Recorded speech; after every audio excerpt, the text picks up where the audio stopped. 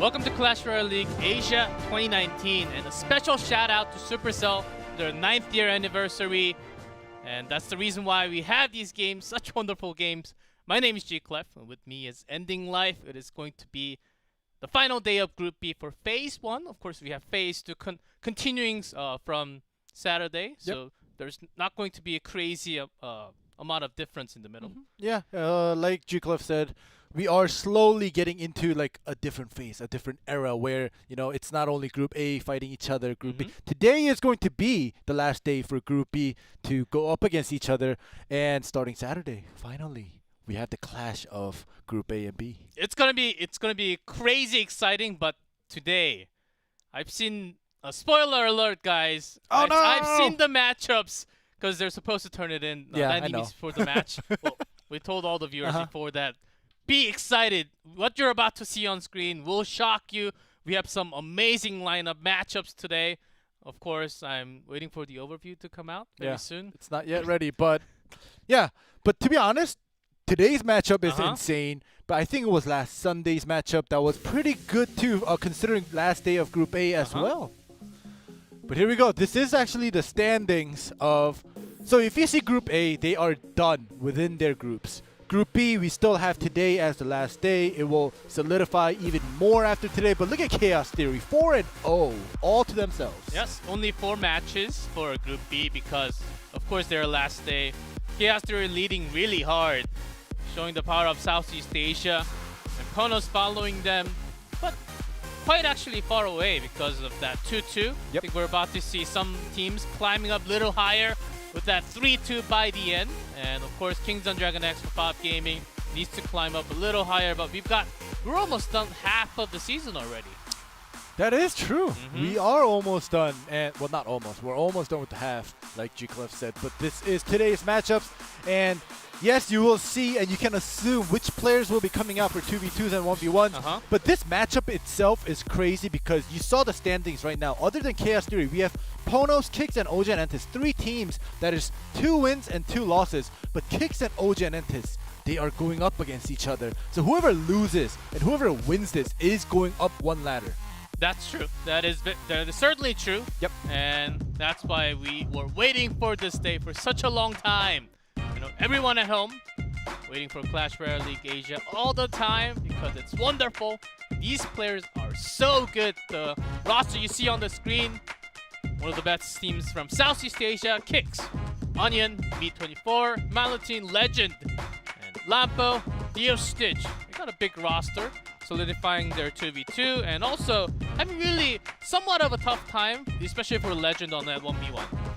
Yeah, it's very unfortunate because we know how good and legendary Legend actually is when he plays Clash Royale. But in Clash Royale League Asia, he did show some struggle, but that only means that every other teams, every other players are getting better and are that good up to Legend's level. But now we do have the showing of OG and Entis. We have Victor, TNT, Thunder, Dandelion, and One Crown.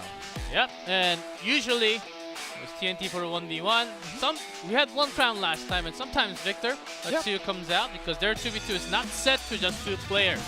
OG and Entus showing some real power, but their struggle has been somewhat of 2v2. I think their 1v1 can actually be a little stronger because they have the players, and we're getting to a point where we understand what the player likes a little more, what this player likes to play, like little more cycle based or a little more Mega Knight instead of P.E.K.K.A.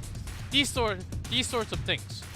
All right, as you say that, we do have the entry for today. We have Dio Stitch and Maluntin for that 2v2 going up against TNT and Thunder. We do see that Minor and Royal Giant ban for that 2v2. Interesting. And continuing with 1v1, Legend is up for kicks. Dandelion for OG and Entus. Tornado Minor ban. Okay, a lot of those chips are removed, which means we're going to see a lot of those giant double pins, some Royal Giants for 1v1. And excited to see 2v2 first though. No Royal Giant basically means we're going to see some air. It seems like with Tornado, it could be something really hard, but whenever we saw really big giant stack of Golems, Lava Hound, there were always Tornadoes pulling them back. Exactly, and you know, that's a good point because, yeah, we see that Royal Giant ban, so we're like, okay, so Royal Giant finally out of the way for 2v2s. But like you said, we do have the Tornado that's alive, and we've been seeing a lot of double Lava Hounds, but we may see some double Golems as well, as we see with the Earthquakes to get rid of the Infernal Towers. So, you know, I'm very curious as to what decks that these players will bring out today. So there has been not major changes in the meta since the last week. Of course, we had the patch week last week. Yep. And we're seeing a lot more Dark Prince because of that. I think it's going to be a continuum from that. But based on the same story, a few different spells. As when Earthquake was kind of sort of introduced, we're seeing a lot more. But after a few weeks, a lot of the players were saying, okay, there are lots of bats and Mega Minions and Baby Dragons. What's Earthquake doing in the meta? And then we sort of went back to Poison for 2v2 and 1v1. But you can always catch them off guard, like leading the Inferno Tower, the Bomb Tower, and so on. Exactly. So we'll see, you know, if they decide to go Lava Hound and they still want to get rid of the Inferno Towers, that is most likely going to be in there because, you know, even with Royal Giant banned, if it was not banned, you know, Inferno Tower for 2v2 defense, or even bomb towers like G-Clef said, Earthquake is the answer, but is that really the answer with all the air units that's supporting the huge units? We'll have to see if they still think Earthquake is viable today. Yeah, also from China last week, week 8, they had some big decks like Golems being shown in 2v2 a few times. Let's see if we get to see some Golems. It's Asia. OG and Entus, TNT Thunder on top in red, kicks, Dio Stitch, Maluntin in the bottom in blue. So we're expecting, because we don't have the Tornado ban, and when we do not have that ban, usually we do not see Earthquake too many times. Yep. Because both teams are forced to basically have a Tornado most likely. Alright, so one side on kicks, we do have the Double Prince and the Giant. The other side, we do have the Lava Hound coming through. No Earthquake being put down for that Inferno Tower, unfortunately. And a quick defense onto the right top. Yep. The Poison getting a lot of hits, a lot of value onto basically 3 units and the Princess Tower here. And so far, no Inferno Tower or Inferno Dragon from kicks. So let's see how they deal with a Lava Hound incoming soon. Pretty sure they will have some sort of it very soon. Yep, there we go. So now that confirms. Oh, even a Rage. There we a go. lot of air units, so they're thinking you can go straight into the tower. And Poison. Punches from Giants are happening. Down to 900. Oh, gosh. So we did have that Rage helping the Giant get through because of all the air units. There was nothing blocking it, nothing trying to kill it. And a lot of elixirs were spent for those Dragons and Lava Hounds from OG and Entus. Great push. Knowing the timing from kicks. And overall, look at their tower HP, 1947. So against Lava, you don't really have to rush all the time, and their understanding of the speed is actually incredible here, OG and Entus. Let's see what they can do. Coming back onto the left side. Right, yeah, this is great. Kicks already setting up an attack onto the right side. So OG and Entus has spent elixirs onto right, not letting them focus onto the left side. We do have that one Baby Dragon, but that's not going to be enough. One Baby Dragon dealing damage to that Lava Hound is not going to be good, but the Lava Hound is very weak. It does lock onto the Princess Tower. Yeah, look at that log just chipping into the Princess Tower on top, top the Poison. left. They just want to finish it because they know Lava by itself doesn't really do too much. They already had all the elixirs spread out onto the right side. Kicks, I think they have this game. Only 30 more seconds to defend. Oh, look at that double Prince on there on the left side. They are going to try to just focus there on the left, like you say. Just one more spell, one more poison, and I think it's going to be that Princess Tower going down. But they had to defend this first. Yeah, Long plus Zap is also enough. 15 seconds. Ooh. Here comes the lightning to delete, but a defensive freeze from Kicks is stopping all that. They're getting some chip damage. Zap deleting all of them and a defensive poison. I think that seals it. 18 more damage to be put down. And Kicks, they're just waiting for another spell to finish that Princess Tower on top left. They just have to cycle through. We know that they have more than enough. There we go, the log, to secure the deal. There's that final log. Yep. And they're 2v2. I think we really see the teamwork between Stitch and Mountain. Not just because they have been playing 2v2 basically all the time for Kicks, but the deck choice that they have and the amount of elixirs they were willing to spend on the defense. I think it was just enough against the Lava Hound and the Mega Minion push. And following the Lava Hound, there wasn't really too much on the left side. It's unfortunate because sometimes when we see these 2v2s and the double Lava Hound decks, we do get to see the double Lava Hound, like as I say, both of them being put down at once to kind of force builds like what Kicks has brought, you know? You see one Lava Hound being put down, we saw Kicks counter it on the other side, but when you see a double Lava Hound come, that kind of scares you, and that could have forced Kicks to defend, but just one Lava Hound and a Baby Dragon and a Mega Minion, we just saw that Kicks was able to defend it very cleanly and do a counter push. Having a Baby Dragon to basically block the shots, take the shots from the opponent Baby Dragon, Mega Minion when they cross the bridge, and the defensive freeze when they are lacking some elixirs. They were holding on to that for a long time. Of course, you're winning. Why even try to use the freeze spell as an offensive spell? And you can just use it to get the princess, just keep on attacking. I think Kicks just had a really clean game number one. Exactly, that's why OG&Entis went with that timeout. So we'll see how things change up for OG&Entis. We do have TNT. Remember, he is one of those players that has been going back and forth from 1v1s and 2v2s, and he does have an overall pretty positive record whenever he plays either 2v2s or 1v1. So this timeout may just help OG&Entis to come back from this first loss. Yep, it was actually a weird choice, and OG&Entis not really having great follow-ups with the Lava Hound. When we see Lavas, oftentimes in 2v2, it's Miner that does the most amount of damage. Yeah. Miner tanks, buys the time, Miner goes to the back of the Princess Tower, but Miner is banned. And I thought there will be some following cards like the Balloon, or something strong like the Lumberjacks, or the Rage, and plus all that from OGN. But not much, so it was kind of an awkward timing. Let's see what kind of deck choice changes they have been doing during the timeout, because I think we're just about ready to get into Game 2 very soon. Or not yet. Or not. We see a lot of staff, which means there's something. There's an issue. Yeah.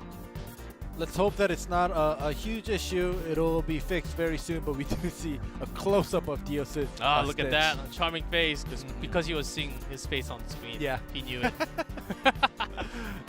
But anyways, you know, I just wanted to talk, because of the Miner being banned and not being able to do those chip damages for OG&Entis with the Lava cards, they should have, like you said, followed up with another unit, maybe even a Lava Loon, because it is a 2v2. It's not a 1v1 where you have to kind of focus on defending and offense, but you know, you have more space, more room to kind of change up your decks and make it work if one of your main card is banned. That's also true, and just thinking about that a little further, Tornado is available, and for the Balloon to reach the tower when Tornado is out there can be little love, even connecting with death damage. I think that's exactly what they were thinking. Let's see the changes. Miner still banned, of course. Royal Giant as well. Here we go. So fortunately for Kicks, they didn't even need to use Earthquake to get rid of Inferno Towers. Inferno Towers didn't really cause them big problems because of the double Prince being in the back, getting rid of it fast. So we're smelling Yeah, lots of tornadoes from kicks, despite those two. Plus the lumberjack. Let's see what follows up with those. Alright, graveyard. So, you have the defensive poison down. With the freeze from kicks, plus the poison, so those guards, plus the mini P.E.K.K.A should be damaged. And good amount of damage already, 500 plus the Ice Wizard doing not much. Not much. But it does stack up.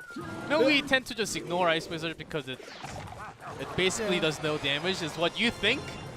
But at the end, it all matters. Yep. Alright, so this is what I'm talking about. We do have the Giant Skeleton getting deleted by the Inferno Tower, but the Dark Prince is able to get rid of the Inferno Tower as well. Ooh, but now they're going to answer with their own Inferno Tower this time. So Kicks is going to they chose a more comfortable way of defending the Lava Hound here.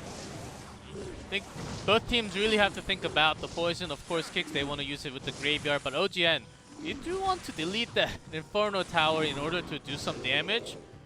They can have 2 Lava Hound attack, but this is the counter that Kicks will always have. The Dark Prince, but the freeze is the main problem. What else can you do? Huge. Look at the damage going down. Damage. That may be it. Yeah. Let's see how OGN pushes this. They have Ice Wizard slowed the lava for the doubles lava push, and I think they want to make this one work really far. All right. That lightning actually got a hit onto the Inferno Tower, so it's going to be gone very soon. But both of the Lava Hounds are popped, and unfortunately, it was unable to do something big. Great timing on the Ice Golem, taking all the shots, not going into the Princess Tower from the pups. So Kicks, they are making this game look like very easy, but it's going to be, it actually takes a great amount of teamwork. OGN pushing both lanes, of course, a lot more pressure to the right. There is that sort of predicted poison, but we were saying there is that tornado. All right, that tornado just to pull back. The poison doing a ton of damage. Kicks, they don't. All right. Ceremony Graveyard, we have won the game. There is that freeze onto the King Tower. Kicks, wow. 2-0. I did not expect TNT and Thunder to get 2-0. Not saying that Dio Stitch and Malenton, aren't good. They are good. Like you said, they've been playing 2v2s for as long as I can remember in Clash Royale League Asia. And wow, but TNT and Thunder, they're someone to be reckoned with, and they got 2-0. This is huge. I think this is a next level challenge for OG and Entus because they put TNT on 2v2 because they wanted to have some power-ups on that lineup, and they still lost. I think their teamwork was okay, but Kicks, they were just on another level. Deck choice, superb against a Lava Hound. Maybe they will try it again. Better have Inferno Tower, which we didn't have last time. So minor changes coming from Kicks, making Game 2 even better than Game 1. Yeah, and like I said before at the beginning, these two teams are at the middle of the pack. They are at the same win-loss rate for the matches. So winning this matchup, either teams, OG and Entis or Kicks, they want to go up that ladder because we have Kicks at 3rd, we have OG and Entis at 4th. So, winning this game means a huge deal for them to end this group stages. Yep, and they do have Kicks does.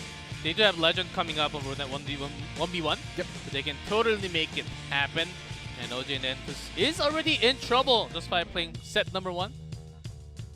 Ooh, TNT does not look too happy. That baby dragon. He's not happy either. He's never happy. He's supposed to be on rage when he's alone all the time. But not in Clash Royale. You have to drop that rage. All right, well, we'll have to see if Dandelion, who is up against Legend, is able to tie things up in set 2, or will Legend just sweep and make this game a 2-0 for Kicks. Yep. See the thumbs up saying that was an easy one. Well, It was actually, it seemed too easy. yeah. That was actually it. Kicks even having, we don't really see those kind of BMs too many times. Like they had that many elixirs to extra elixirs to throw down, Graveyard and the freeze at the end. All right, well, Legend here, you do see his score for this season.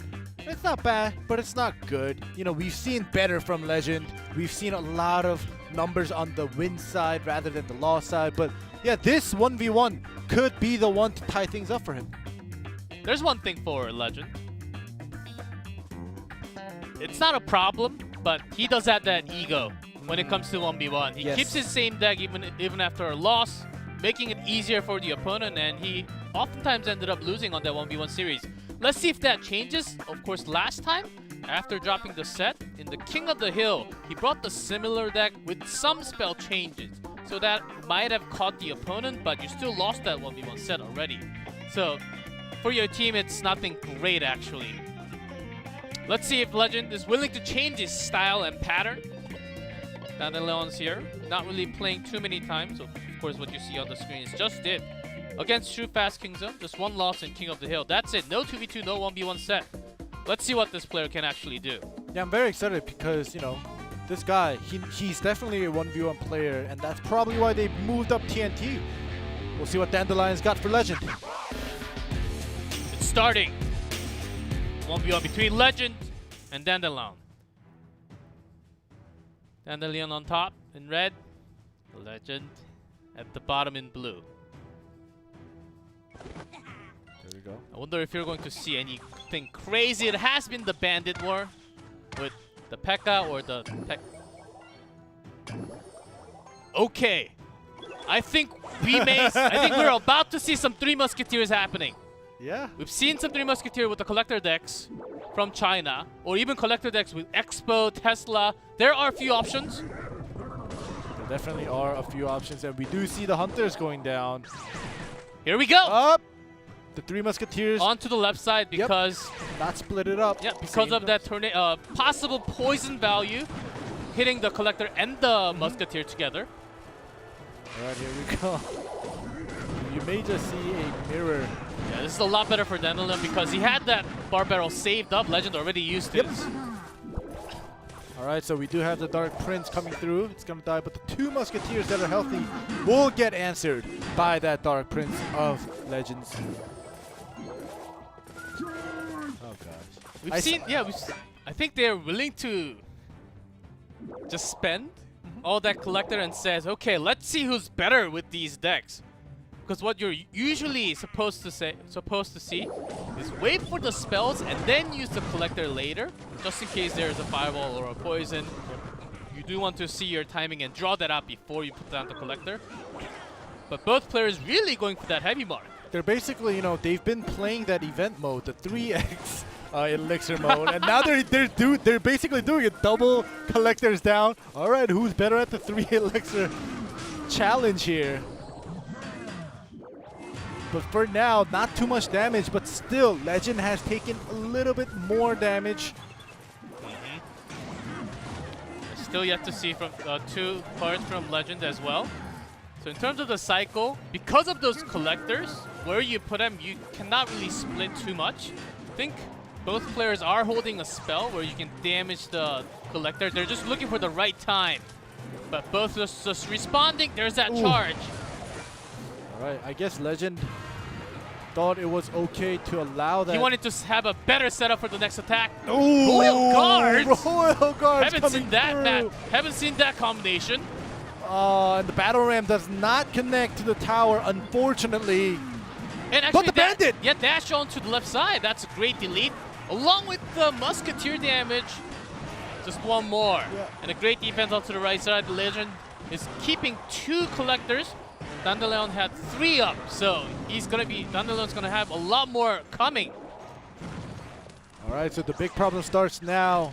We do have the Royal Guards and the 3 Musketeers splitting up for Dandelion, so now Legend has his work cut out for him. We do have the Tornado banned, unfortunately, so he's gonna have to put down that Battle Ram. Basically, Legend using that Battle Ram for defense to take shots before it gets to the tower, but this push is crazy. And then Dandelion, he had 10 elixirs for 2 seconds. Yeah. Legend, look where he's at. Alright, he's just going all in, and the Hunter comes down, the Battle Ram. Yep, perfect. But the dash onto the bottom right, he's a little late.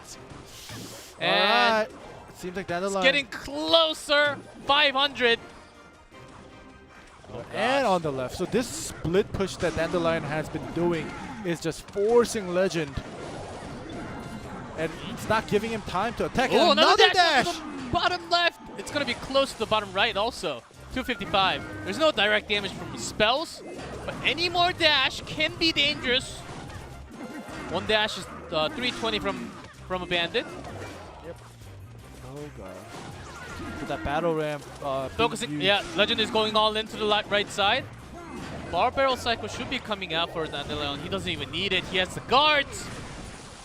This Royal Guard defense is just buying Dandelion a lot of time, especially with the elixir collectors down. Oh jeez. He is just pressuring and pressuring Legend non-stop here. Let's see if Legend can actually find the hole. Minute to go. If he catches Dandelion with just one cycle, but the problem is that he's always losing in collector. Yeah. The amount of elixir getting pumped from those collectors all the time. Exactly. Right now, Dandelion had 3. The third one just disappeared. Legend, if you see, he has none right now. So now he just has to make a huge breakthrough and bottom right. Guards are on it, and that's game. The moment we saw collectors, we knew that it was going to be different, something we didn't really see too many times in Asia. But both players bringing 3 Musketeers. Yeah. That's from the first game of 1v1. I did not expect that to happen, but Legend losing few elixirs, losing that timing because of those guards. And what oftentimes guards forces out along with that 3 Musketeers is that the opponent has to defend both sides. And that, I think that was the main problem. When Legend didn't really have too many cards to actually defend against it, you lose the timing of the collector. That was the winning point. Basically, Dandelion split the Royal Guards, obviously, and the 3 Musketeers starting mid-game. But Legend only had the 3 Musketeers to split, so he had to use the battle ramp for defense on the left and the right, which cost him, and which actually didn't give him time, like you said, G-Clef, to put down that extra elixir collector to kind of pump those elixirs, whereas Dandelion, just once that Royal Guard is put down with the 3 Musketeers split, he's just waiting to put down another elixir collector. It buys him so much time because it goes both lanes. And Legend, unfortunately, was having a hard time and was basically being bullied by Dandelion's Royal Guard and Musketeer splits. Yeah, this is the challenge. Let's see if Legend changes. Oftentimes he did not. I think we're about to see some difference coming out from him as the tick kicks, they did call for a timeout. And that was a rough one for him against the Royal Guards, a card that you don't really expect too many times. But it makes perfect sense with the 3 Musketeer. If you split the 2, of course sometimes you just want to have Ice Golem with the 1 Musketeer, but that's too classic. Bring something spicy. I think that's exactly what OG Anetas did. Like I said, they were playing that 3x elixir challenge. They had, in the beginning, both of them had 3 elixir collectors, and they were just putting down units one after another. And when that Royal Guard first appeared, we knew that this was going to actually give a lot of time, extra time for Dandelion to work with the rest of his cards, and it actually did. And he actually did come out on top with that build. We'll see if Legend is willing to change his deck, willing to adapt to the situation. Yes, of course. Let's go into game 2. We are ready. Let's jump in.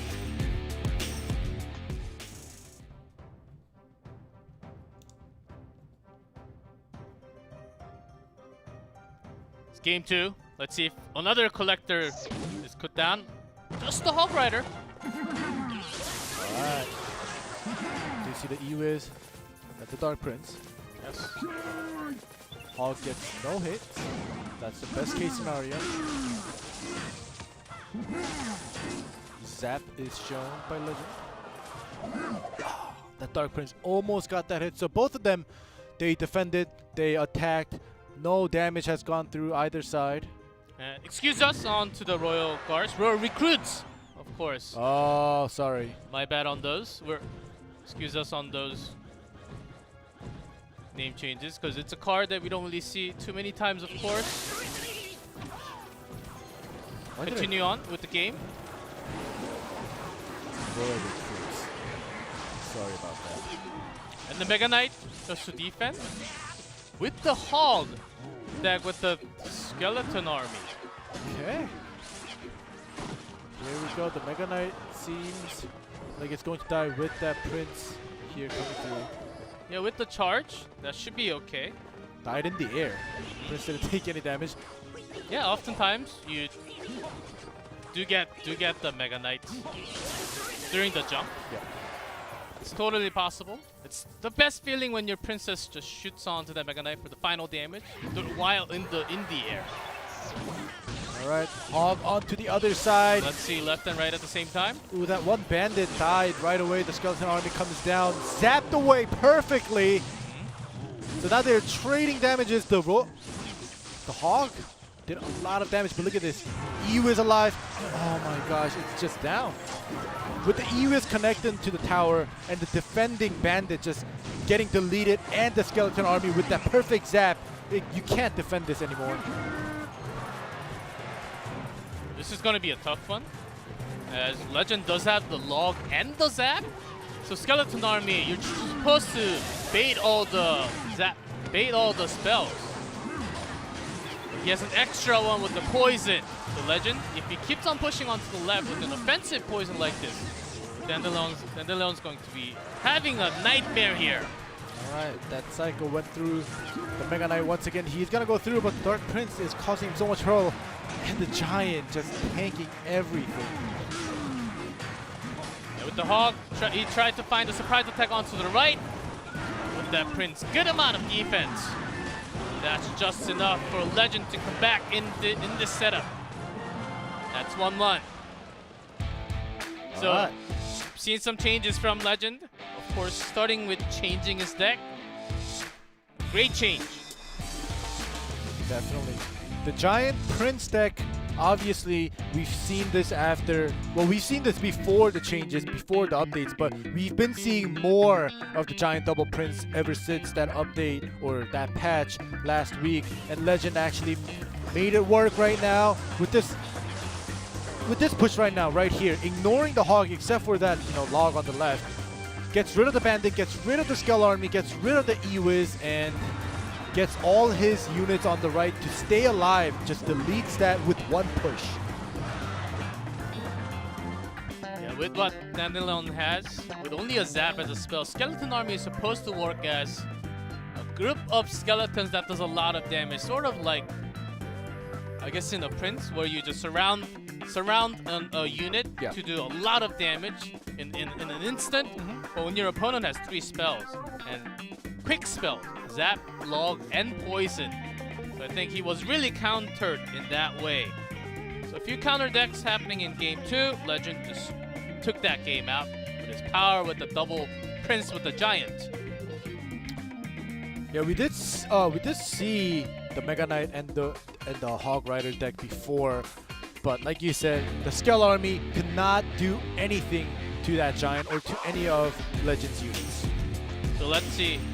Seems like Dandelion's got some wall breakers for the first time. Okay, a snowball, no problem. Wow. That's what you're supposed to do. Yeah. Even in ladder, you just toss that away for some free damage to start off, and then you emote right after. Or thumbs up. Oh gosh. Or the smooch from the princess. Yeah. We were talking about this before the cast. We're like, will we ever see wall breakers this season? Yeah, this season. Yep. Zappies. He wants to set his own attack. Okay, Dandelion with that Inferno. Not gonna be too happy. All right, we do see that 3 Musketeer. Once again, the poison, of course, has to come through here to get rid of the 2 Musketeers here. That's what he's Dandelion's going to focus. Basically trying to remove all those Musketeers that are just setting up really nicely on the back. All right, there we go. Nice bats. The Bandit is going to actually connect to the tower and get like 2 hits there. Yeah, that's the sacrifice that Legend is willing to make for putting down that Collector. Wall breakers are coming. So Bandit. 3 elixirs wasted? Not wasted, but a lot more value for Legend for throwing down 2 elixir snowball. Alright, And in the meantime, yeah, also the collector is gone from that poison, so both players having somewhat of a nice cycle. another connection.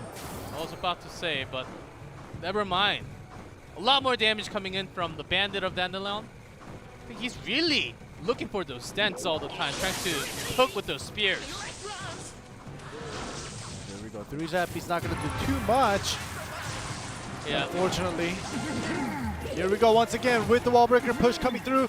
Oh, but this time the Dark Prince is in the front. Gets rid of it right away. The EUS being in the back is still not going to be enough to support, but look at this huge push coming through from the left. Gets a lot of elixirs, saving it up. And that is just enough.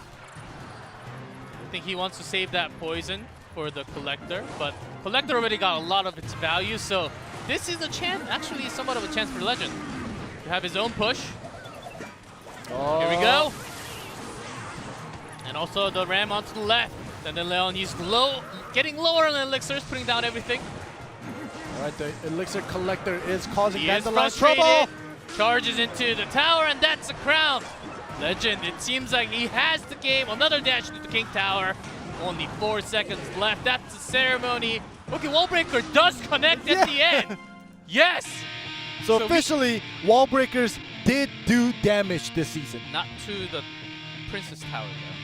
But But still. a great game here between the two, and personally liked all the changes coming out from Legend. I have Change to of agree. decks, he was ready for all the new meta changes. 3 Musketeers, which could be tough against the poison, but he found this great cycle. I still have to give props to Dandelion though, because like we said, this is his first 1v1, and he was willing to bring out the Royal recruits. He was willing to bring out the wall breakers. Yes, it didn't go as well as he planned, as we expected, but he was able. He had the pride in himself. He had the skills enough to bring it out as his 1v1 deck here, and I give him props for that. Yep, and with that, 2-1 in set 2. Kicks in set score, they do have 2-0. OGNS's Entis will be going down a little with 2-3. Kicks rising up with a 3-2 match score. What a match here. It seemed like clean 2v2. And after a single loss of Legend, he came back really strong with that timeout. I think we're seeing the power of Southeast Asia in our league. But this is not the only match. We still have 2 more matches. The final day of Group B. Stay tuned.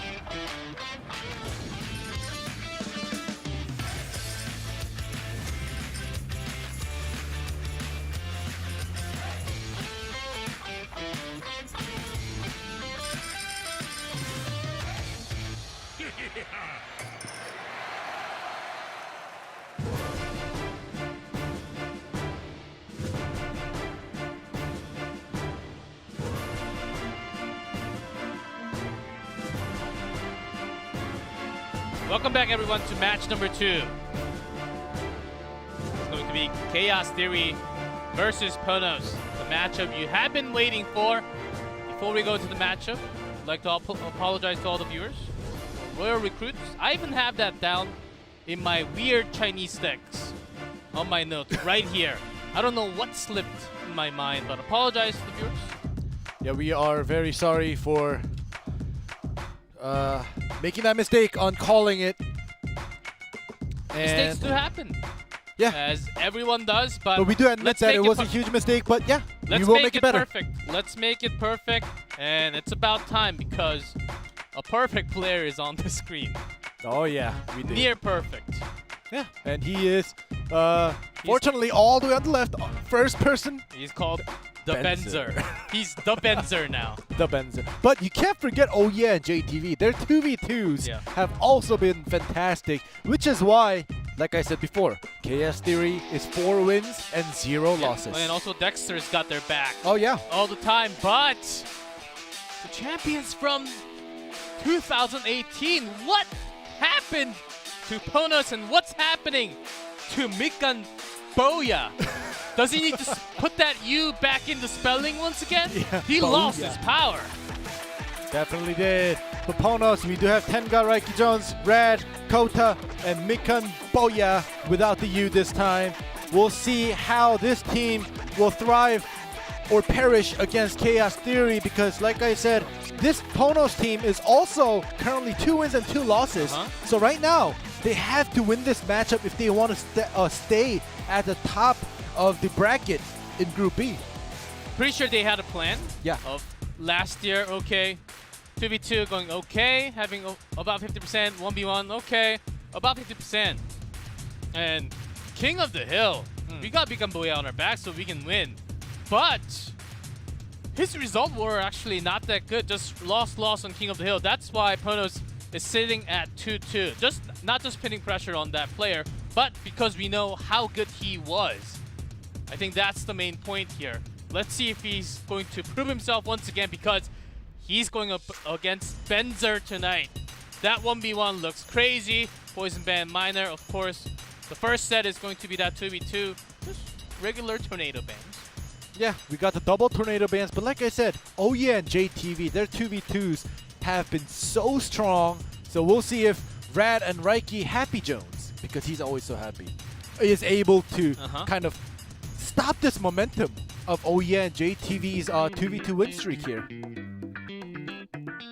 Let's see if anything funny, crazy comes out once again in this matchup. In terms of 2v2, when tornadoes are banned, because the Dark Prince is back in the meta, basically. Yeah. Saw some more, not a lot more, I'm saying. There were some rare occasions, especially from China and some other community 2v2 tournaments where you saw a lot of Golem, like Golem against Golem, double Prince, straight up. Or just Dark Prince without the Prince and some minors along with that. So there can be some adjustments. Of course, this time Minor is available, so we can just go back to Lava Minor. So those are all the chances. Yeah, but mostly, saying this because it comes out the most, of course, with the Royal Giants, but some of the changes that has been made and some of the weirder ones that we have been seeing is the P.E.K.K.A or the Mega Knight. On 2v2, it has happened a couple of times just last weekend. Not in Asia, but mostly in China. Let's see if there will be any changes coming to Asia. That's usually what happens in trend. Yeah, we'll see if we'll get to see any decks that we've been seeing in the China League, like G-Clef said, or will they stick to their comfort zone and stick with what they have been doing and maybe just bring out. We've seen the double Giant and the double Prince as well for the 2v2, so we'll see what they bring out. Get ready. I think this matchup, not just the 1v1, the 2v2 matters. Here comes the buff. The reason why you toss that barrel towards the bridge because of that buff, and you need Log to travel a little further. Sometimes with that buff, they do get a stab because it's 0.1 second faster now. Yep. We'll see if that buff Gob Barrel will do them any good. But for now, we have a Mortar here with the Scale Barrel on the other side of that Golem. Yep, Prince put down because of the starting hand. And also to get that stone damage. Oh! A zap mistake! Oh! A little too early! Cost them about 1,200! My goodness. And the Mortar did connect to that Princess Tower. Oh, okay. So that also helped. Man, okay. Oh, one mistake wow. can be okay. Still a lot more HP down compared to that. And the problem is that Ponos, they got the cycle, the log bait, plus the miner. Which one do you defend first? I think Chaos Theory is having a tough time answering that right now. Yeah. Right now, Ponos with that attack on the right was good, but that huge mistake with the zap was also what costed them so much health on the bottom right Princess Tower. But like you said, they could come back. It's not like, you know, the Princess Tower already exploded. The Golem is put down with the cannon. So this is a cycle, and the problem, when the Golem is put down, that cannon placement might actually have been pushed by that Golem. The teamwork is it seems like it's falling apart from Chaos Theory. Here we go with the Earthquake. Mortar.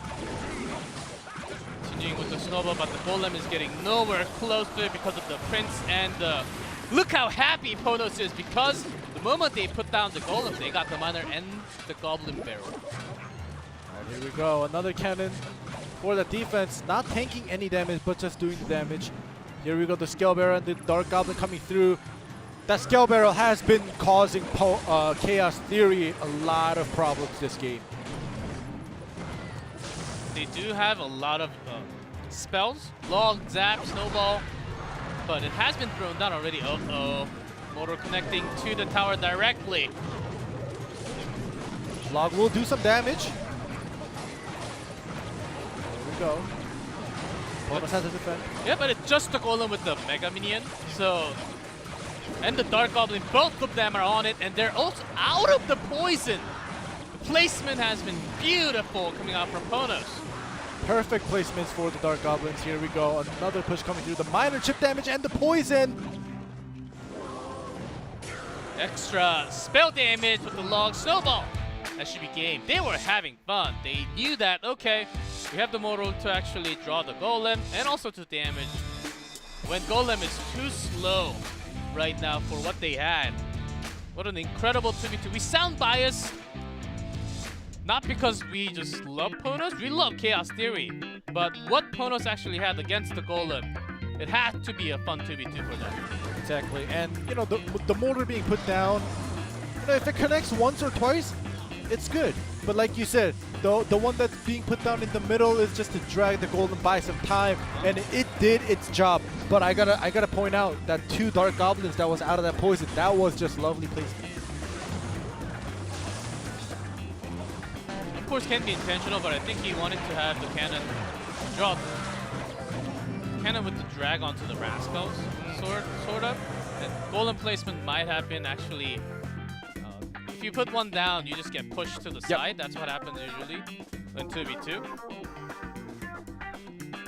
And they had a lot of trouble time defending against the bait, all the spell bait, and Miner on one side, Goblins onto the other side. It was really tough when they were trying to have one big push on one lane. They had to defend both sides, so making it weaker all the time. So that Golem push did not succeed. Ponos just having their cycles all over again with the Mortars connecting to the tower, so was a terrifying game for Chaos Theory, but they still have a chance. Game 2. Will they come back in the set?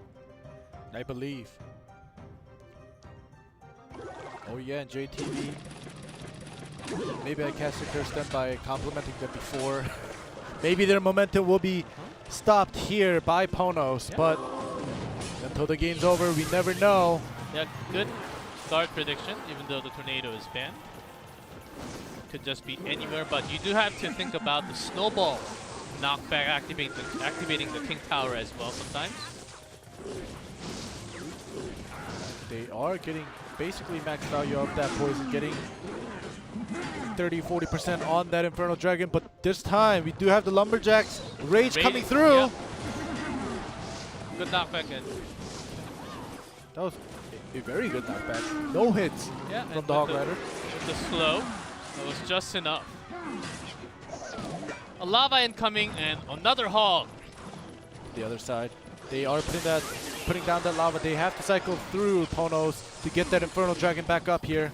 Get 2 hits onto the left side. That's amazing because 2v2 hogs, 1v1 hog, you can at least get a scratch all the time. Okay, we'll come back later because this push is actually happening. Slow down a lot, not too much damage connecting. This is what we're talking about in match 1. Miner needs to be paired up with the lava in order to continue its damage. Alright, once again, the Lumberjack Hog push, and like you said, This time in a little 2v2, stronger. it's hard to get the Hog to land, but on the bottom left, it has landed a couple shots. That's a very good start for Ponos, we'll see. Yeah, but the problem from Chaos is that they have a lot of air, which let those hogs out. Who let those hogs out? It's all the air units from Chaos. It's making it so much earlier, and we don't actually see anything like the bomb tower or something to drag towards us. Okay, there's that Infernal Tower that we were waiting for, but only one. And an Earthquake to respond from Ponos. Ooh. Nicely done. Alright, so the EWIZ was put down, so only 1 hit, but like we said, in a 2v2, a Hog Rider chip damage, 1 or 2, any is good. But look at the damage that's being done by Chaos Theory though with the poison. Poison. It's actually connecting a lot of damage. Alright. The lava, little mistime there for the second lava. Ooh, the freeze. The freeze is big. They have Chaos Theory putting down everything to defend this. But both sides, we have the Rage on the right as well. And that's going to get the tower down. 356. They do have the Fireball and some spell damage. Could actually finish it. Continuing on the left side. But still, 677, right? Yeah. Onto the left bottom. This is not looking good for Chaos Theory right now. Okay, Ponos, they don't have direct crazy damage. They have 1 poison, that's it. And a few small spells, but the problem will be freeze with the hog. Here we go. Think The they're raised about up to double hog. There's that freeze. And good amount of spells used from Chaos. Will it connect? Basically only the poison connected. Both of the hogs weren't able to do anything. Good defense on the side of Chaos Theory right now, but look at this pocket lava. But Infernal Tower to respond. And an Infernal Dragon. So not bad. An Earthquake only hitting the Infernal Tower, keeping the Dragon alive all the way up there. Ponos can also pocket hog. Yeah. They have a lot more chance with that double hog. I think they just have the cycle EWIZ just to defend. Alright. Right now that Even the defensive miner, that Earthquake, predicted Earthquake, but the hog will finish off that second tower. Ponos with a 2-0. And their problem with that 2v2 has somewhat been solved, and the Gorilla Ceremony. Alright, well Ponos having a great start. Unfortunately for Oya and JTV, their 2v2 momentum has been cut down. And Ponos, they are playing their hearts out because like I said, they have to win this matchup. This match, 29 for them. Set 1 goes to Ponos, depending if Mikamboya still got it on that set 2, may bring them the victory. I think with that Zap mistake from the beginning of game 1, Oya and JTV, their teamwork actually tilted a little bit from that moment. And too bad it was actually like the beginning of the first game. Yeah. I think this is the moment. Yeah. Oh, that was like as it was dropping down. The scale barrel did pop. There was always a timing, because oftentimes players are thinking about the next move, what they have to do after. I think he dropped it just a little too fast.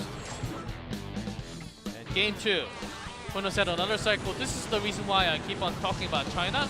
Because this hog freeze, double hog freeze, was not really used in Asia. I believe maybe once or 0. But it was actually just used twice in China last week. And oftentimes coming to Asia, I think it's worth mentioning this not exactly with the spells, but 2 hogs with the freeze. Very similar in terms of the entire deck. What Konos used in game 2, Chaos Theory, they couldn't really stop those hogs. Yeah, basically the hog and the freeze.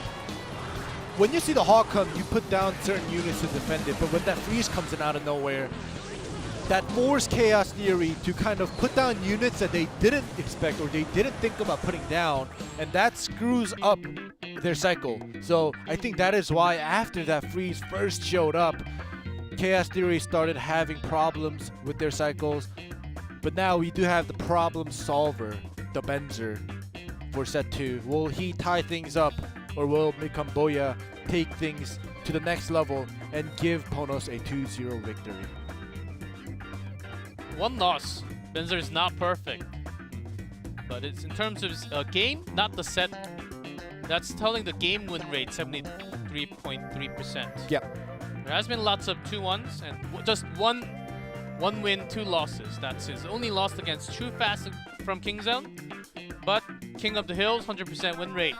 And Mikamboya, after losing his jacket, he has lost his power. I think it's about time to bring the jacket back.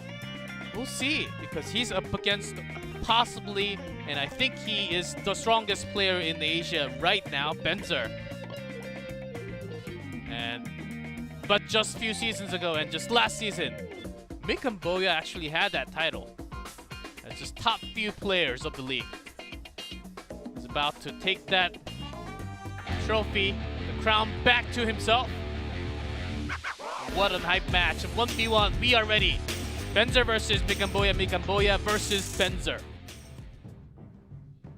It hit me. It hit me when you said Mikamboya was the best. Yeah, was the best. Now this is his time to prove that he still is instead of was. Oh, we'll see if he was able to do that. Okay, Benzer winning the game right now. I can smell Benzer's favorite No, Expo.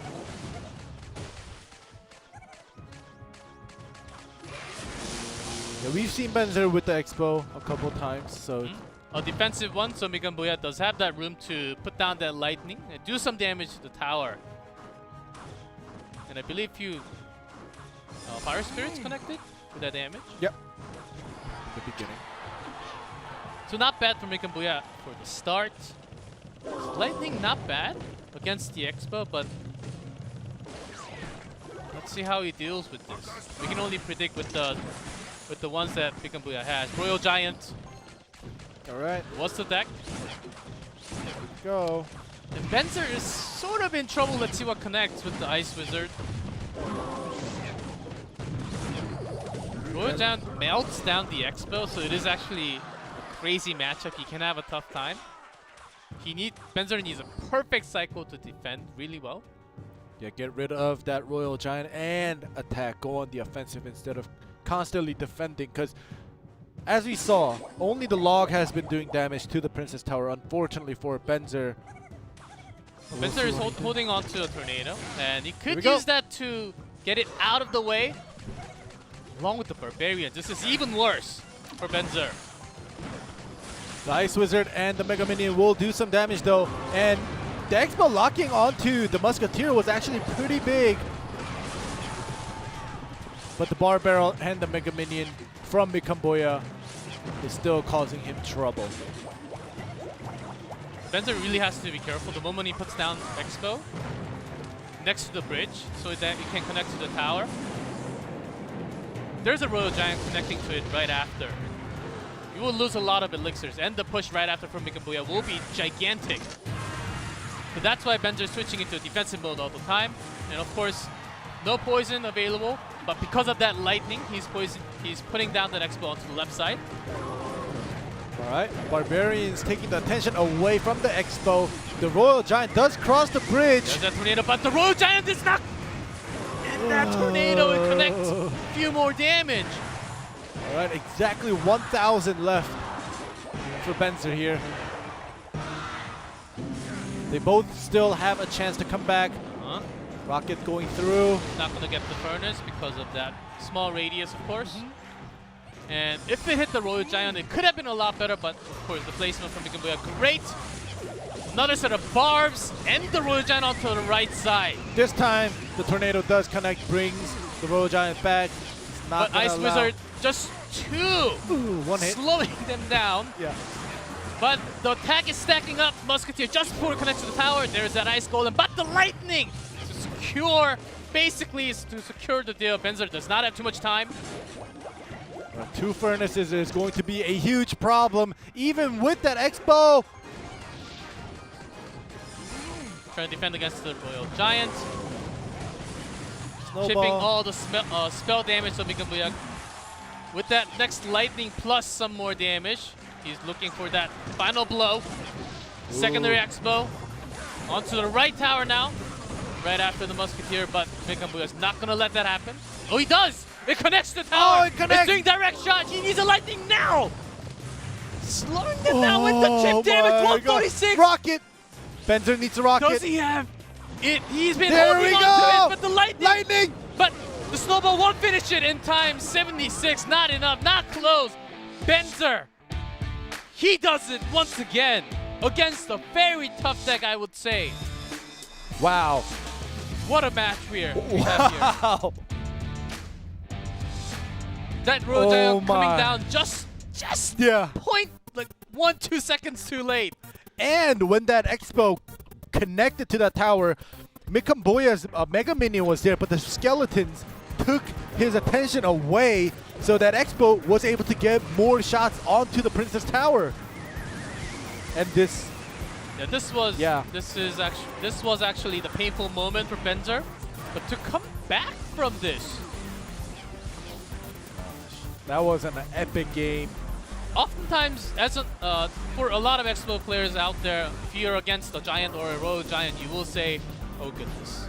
So here, right now, the Mega Minion, if it started hitting the Expo with the Barbarian, I think it could have gone down way faster with that Royal Giant hits. But the Mega Minion was distracted. And chipping all those damage. I told you, Wow. Benzer was winning for the first moment with that log damage. See, it actually worked. Yeah. That's why the players just throw down a snowball or the log to begin with, or a zap. I don't disagree. That was an epic game. Well played on both sides. But Benzer a little bit better, I guess. Oh gosh. It's a terrifying matchup for an Expo player, but with that defense, Benzer was reading the elixir of Mikambuya. He knew that there was a slightest window of chance for him to put down that offensive Expo, connecting with Ice Golem, some skeletons left over. And Mikambuya also, he wanted to finish with some more spell damage, with one more Royal Giant Cannon plus a spell damage. That was an epic close game, both sides. Of course, Benzer taking the first one. That's why Ponos will call for the timeout, because Mikambuya, not just his results, his pride is on the line here, I think. If he loses one more, Yeah. I don't even know what I can say about... Basically, he's becoming the was. He's becoming the past, unfortunately, because I mean, now he's still really good. He's still Oh, really yeah. good. That he's talented, I would surely say. But what he's showing on stage is not the same as what he did before.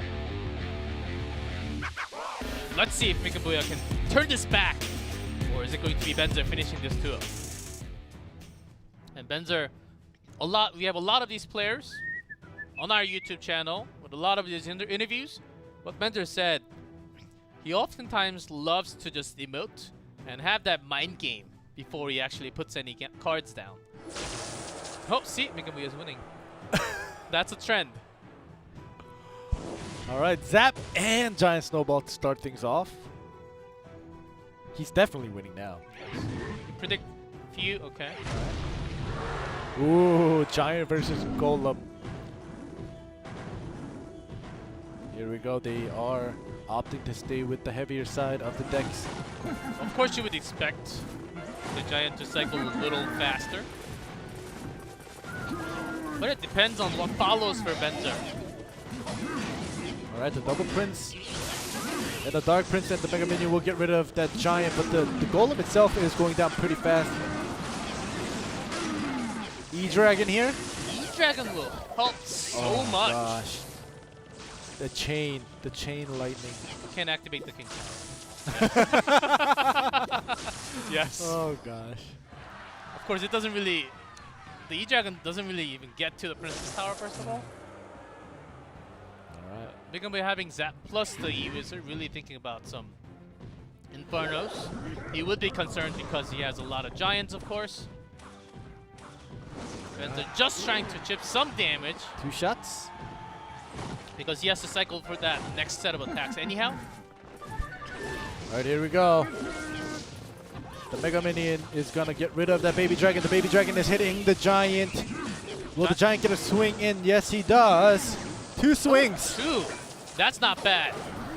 And what connects for Benzer, because he wants to set his own, but the Lumberjack already down. Rage not really connecting to anything. Mikan Booyah certainly has it because against two princes, the Golem actually is going to have a tough time reaching to the tower. Yeah, you notice that exactly as you say, Benzer isn't putting down the Golem. There we go. Finally, he puts it down on the bridge. Yeah, because the Giant's on the left, it's going to be a little better. Mikan Booyah cannot set up for his Giant push with the double prince. But the Mega Minion taking that solo lightning damage. The Lumberjack will chop down on the Giant. I think that will be pretty good defense here. But on the right, yeah, Golem did connect few punches and the death damage. And Giant doesn't cost too many elixirs, only 5, so he can set up for his secondary one. Barrel doing a lot of damage, but the Dark Prince trying to defend against the Giant. ooh, but that Prince on the bottom left is going to be negated. Yeah, it's hard because Benzer, he wants to get that rage for the Golem, but it's never really setting. It's really never getting the chance to actually get that set up because in terms of the cycle, Mikan Booyah is always a little faster, using less. Of course, E-Dragon will stop that charge all the time. So good. When you're bunched up together like that, as you guys just saw, E-Dragon is the answer. And when you have the Princess, especially to stop the charges, is also the answer. Also stop slightly charging, stopping the Giant. Same with Mikan Booyah. E-Wizard doing a lot of work, slowing down the Golem. Yep. No death damage onto the tower. This is great for Mikan Booyah. He can connect a few more. Yeah, but look at that. The Lumberjack is keeping the Prince busy for a long time. So the Golems actually, the Golemites, did a couple hundred damage.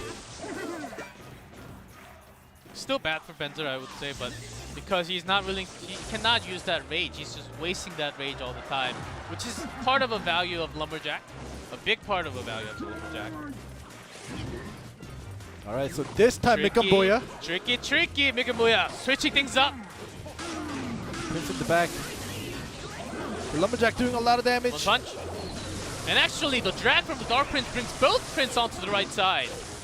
All right. The E-Dragon going to the top left won't be making too much of a difference here. Unless he activates the King Tower. But Mikan Booyah, of course, he doesn't want to just throw down one unit because it will actually get him out of the cycle. All right. And Benzer will try to get on that. Oh! Good drag. All right, the Golemites. They have to bring this Princess Tower down. I think Benzer wanted to get at least the death damage from the Golem. Yeah. Tower, a little more damage along with that tornado, extra elixir spent. Comes in an Earthquake for more spell damage onto the tower because he wants to finish the game, or if it goes to timeout, it all counts. 566, 962. Exactly, 40 seconds left, and now, like you said, Benzer playing that super heavy deck with the Golem. Okay, E-Wizard is deleted. Double Prince on that Golem will be tough. Yeah, I think they are going for that timeout. Yeah, I think both charges went in before that lightning. Ooh, the explosion damage. The explosion damage. But the earthquake actually is gonna keep up with Benzer's golem. Keeping in, but with the rage and the tornado, bringing this into the tower rage, and that may be enough for Benzer to take this game once again. That's 2-0. Benzer. I think he just winked at us. I have to say I'm in love. I am very straight in person, but this player, this amazing player, with some amazing tornado being held, I'm lost in words, honestly. What he can do, tracking, bringing all those units towards the tower so he can at least do some more area damage from the baby dragon that's going to do the damage into the unit and the tower together. Because he knew that he didn't really have too much time. And likely Mikenboy also knew that was coming very soon because he saw the first tornado. The incredible Benzer. He should change his game. Even with this mistake, not being able to pull the Royal Giant away, he was still able to come back in game 1. But game 2, also not in his favor because, like you said, the Giant cycle slightly faster and he was pressuring Benzer, and Benzer was unable to use the Golem too much. But when he used it, and it mattered with the tornado kind of pulling the units back, and the E-Dragon, I think it was a very, very good choice, especially against this double Prince. Mikenboy went for the final blow here, but canceling a lot of those charges, the E-Dragon. Yep. And this time, Benzer finally got some value out of that rage. Good pull from the tornado. Secure the deal, just putting the last nail in the coffin there. And a 2-0, this time from Chaos. Now we go to our first King of the Hill for this matchup. Chaos Theory versus Ponos. Tornado ban from Chaos. Minor ban from Ponos. And the matchup itself, game 1. 1s and 2s and 3, we don't know what it's going to be like, but it is going to be insane regardless of what player goes on that match. This is just worth so much. Now that we are tied, 1 set per piece per team, this King of the Hill is going to determine, will Chaos Theory stay undefeated within their group, or will they be defeated by Ponos?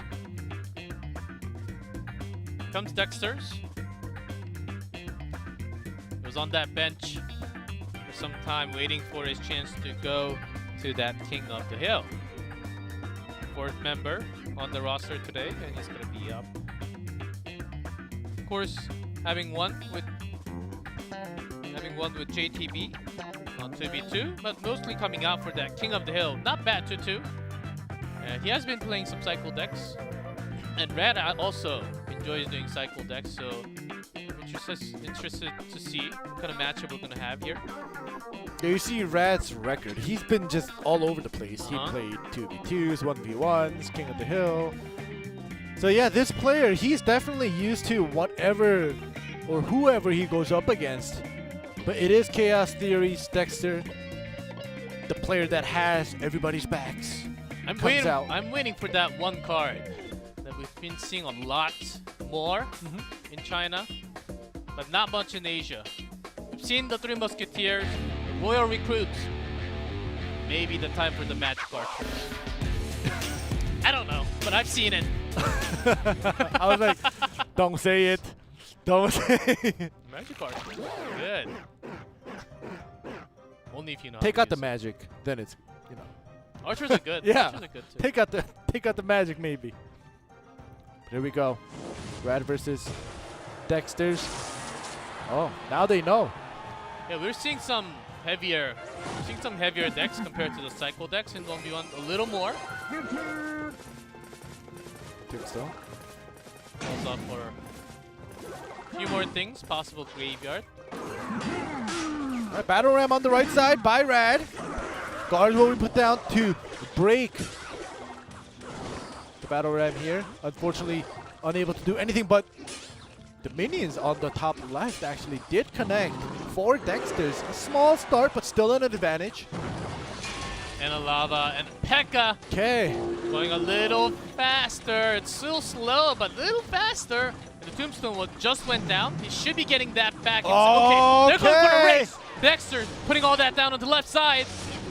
All right, that P.E.K.K.A.'s one gonna destroy musketeer. him. That's gone. Yeah, definitely. And that one musketeer locking onto the lava is not going to do too good here with the balloon just being able to drop bombs. No tornado. That snowball does push, but with the death damage plus the pubs, that will be tower. Ooh, just not enough. Not enough. He can finish it with a zap. That's no problem. There we go. Gonna open the pockets for both sides here. But Rad, of course, will not let that go for the elixir value. That 2+ for his own side. Ooh. Barbarian didn't connect anything, so basically they're even. The King Tower took some damage for Dexter's, but it's not a big deal. Oh, that trade. Ooh, huge trade.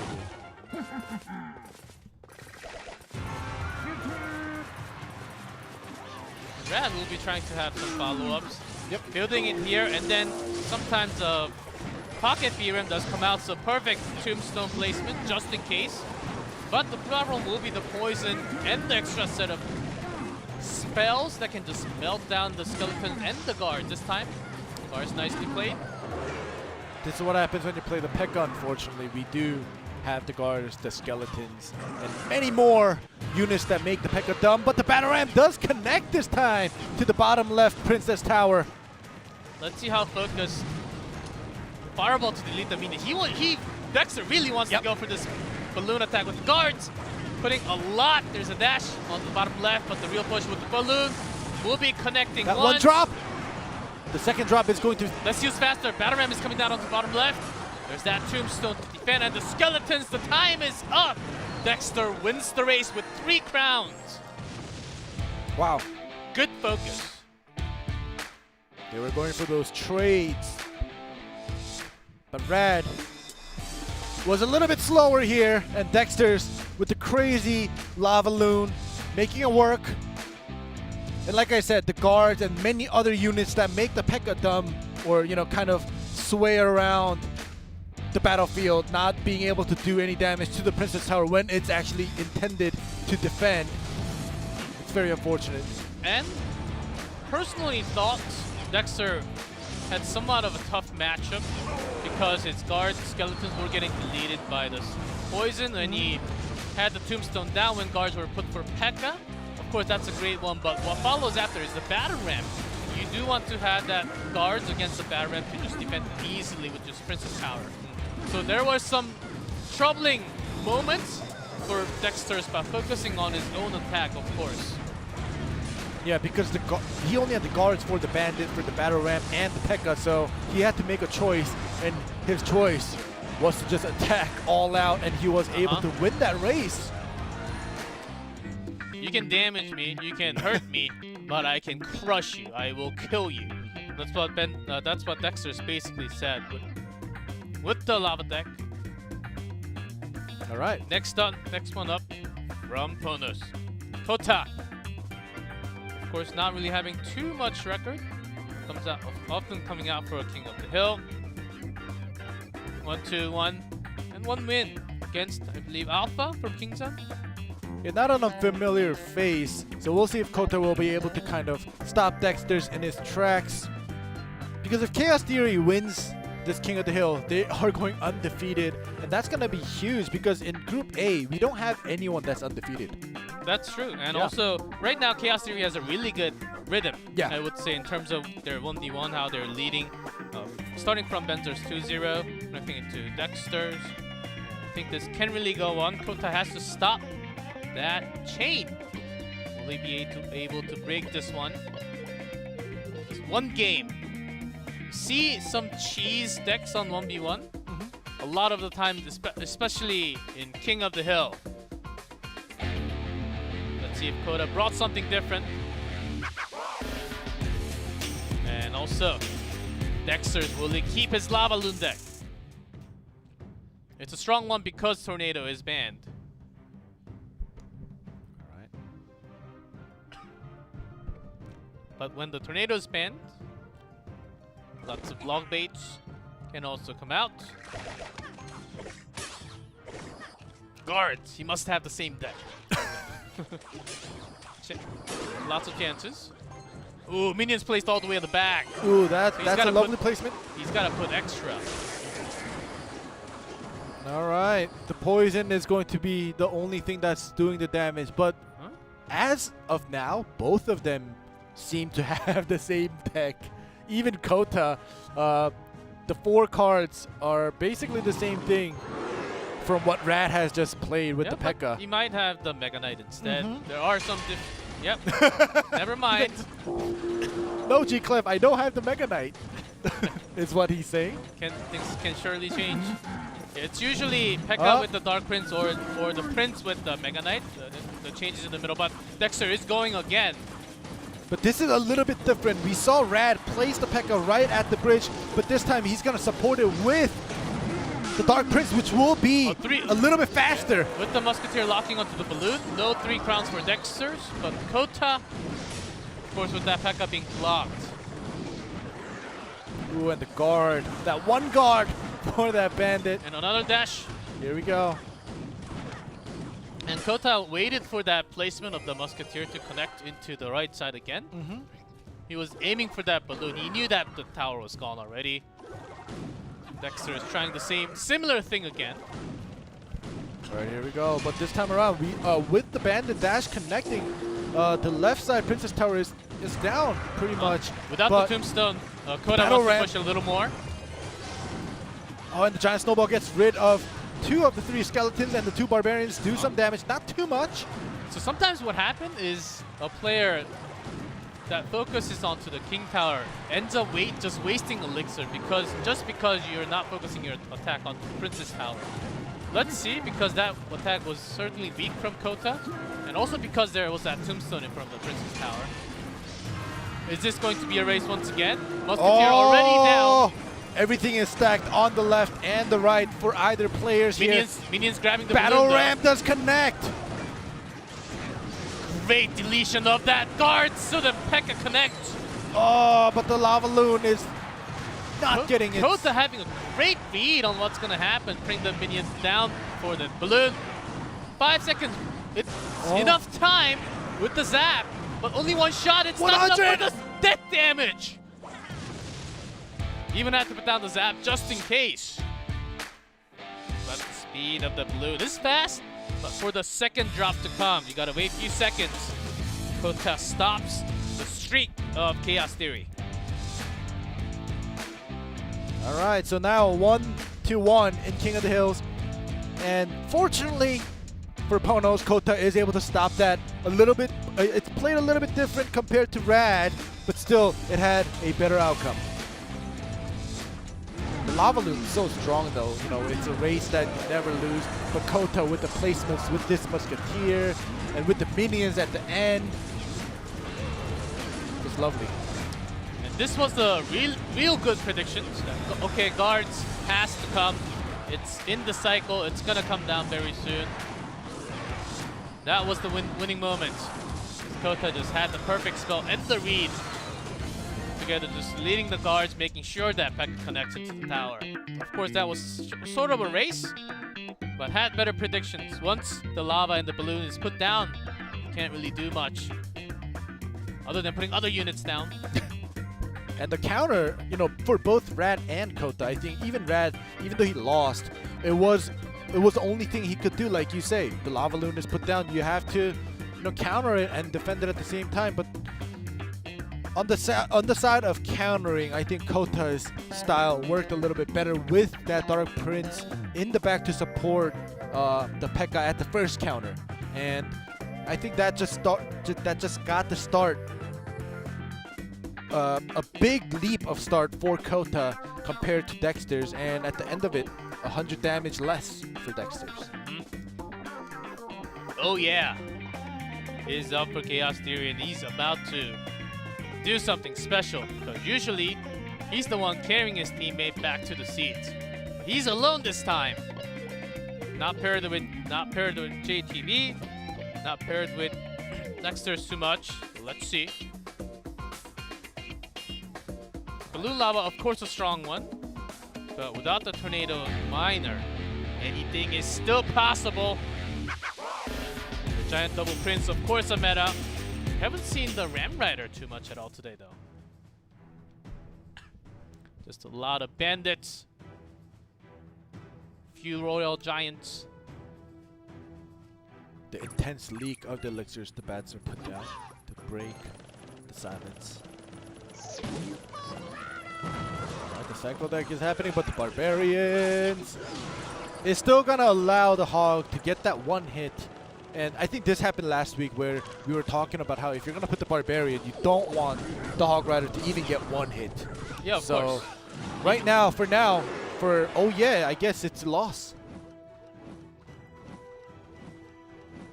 But what else follows up? And Kota. Yeah, we have been seeing a lot more Hog with the Valkyrie. Against the air. Has that Inferno Tower, of course, in this deck, so Balloon changing up. Bats. He lead it with his accurate prediction there. Alright, but the archers are put down with the giant snowball to push it back. Bats are just enough to take the balloon down. So, oh yeah, does not really want to lose the elixir, so had to put down the zap. Snowball from Kota. Good trade, I would say, from both. Yep, the death damage actually did connect, which means it's basically tied in a way. Yeah, Archer's doing some damage onto the bottom left. Hog first hit on the bottom left. Archer's on the bottom right, excuse me. There we go. Now he's switching things up. Hog Rider away from the tombstone, have that earthquake. Also slowing down that barbs. And that's usually how you connect. When the barbs come down, you place the Hog all the way onto the left or right. It goes around the barbs, so taking less shots. Right, this time, the balloon. Yeah, elixir. Is going to connect. Yeah, the Valkyrie and the Archer being put down is going to force Kota to wait and take a damage from the bomb. But now the tables have turned. Prediction, because the tombstone is mid-cycle. Without the barbs, Kota just having one, not small, not big, but just Hog Rider hit. And the Barbarian Barrel next that hit as well. Oya can still put a lot before the lava. Ooh, I think it's gonna be the Valkyrie Hog to push the Valkyrie in. That tombstone. Yeah, which will delete the skeletons and let the Hog connect. But the minions are stopping it. But what's stopping the balloon? Bats plus the slow from the giant snowball. But the death damage will still connect. Uh-huh. So for now, oh yeah, still has the advantage. Kota has been dividing his attacks more. So Here this has to be a tower onto the left side, but great Tombstone are always defending the left side, not really nice letting giant Kota do snowball. all the damage. As long as this balloon connects to death damage for Oya, but with the Archer's bats, no way. Yep. Alright, so it's pretty close. Still Oya has it, but we never know. 890 versus 490. This time, early barbs being put down and had the spells being used. Yeah, had the fireball, but couldn't really find the perfect target. That's gonna be, oh, with the zap, just one. One hit. It was a close one. Yeah. And we were about to say 2 shots. Yeah. It stopped me in my tracks. 390, 494. And Kota does have Earthquake. Yep. And extra set of barbs coming. Oh gosh, it's actually Good getting a lot knockback of from the it. snowball. And just one Earthquake away for Kota. But look at this. Oh, the Inferno Tower is going to drag. Minions actually stopping it somewhat. Fireball. Doesn't kill the Inferno Tower and locks to it. The bat's doing so much. So the defense is good for Kota, having 2 wins in a row. And Earthquake to finish, of course, at the bottom right. Yeah, Kota basically just kind of not giving Oye a chance to do a proper push that he wants because he's kept going left and right, left and right. Eventually, the Hogs connecting one hit every time. Brought down the tower, the Princess Tower HP to, under 50 for both sides. So now Oye has to kind of focus on defending and then countering, which just gives Kota the time and the leisure to kind of make his move instead. I think the few of the final moments, because Oya used that zap right here. Yeah. The next set of bats, he was actually cycling through the next zap, I think. But that extra 2 elixirs let all this happen. Kota had 2 more elixirs. Of course, if that Hog Rider hit on the bottom left, that was going to be game 2. So it was a tough choice. I don't think we're going to see that balloon again. With this player up, of course, who can actually turn everything around. 2-1, Ponos is leading. Look at that. King of the Hill 4-0. The 1v1, unfortunately, it's 4-1, but still, he is up there. He is the player in Clash Royale League Asia right now, and he has to be the one to bring the win to Chaos Theory. If he can't do it, nobody else can. He is the reason why Chaos is actually this high in the standings. But it doesn't mean that Koda can just have a 3-0 streak. That is totally possible. And another thing is that Benzer really loves the cycle, and we have been seeing a lot of his decks. And it's usually the motor, hogs, lots of cheap cycles compared to the heavy ones. But I believe he just used one of the heavy ones in that matchup. So it's confusing because of what he just used in the set 2. Now he's just not a cycle user. He's just everything user. Of course he can use everything. A lot of these players can, but there are preferences. And when it comes down to this important moment, which deck is it going to be? See the mind game going on. See, Benzer had extra good luck. Yeah, one extra. Bar barrel. And the power of bar barrel also comes from the response. If you great defense, but also barbarian coming out from it does stop the bandit perfectly. So Koda just put down the bandit right after, making Benzer put down one more. So good trade going on here. Koda this time seems like he's going to bring a little bit of a heavier deck. Battle Ram on the right.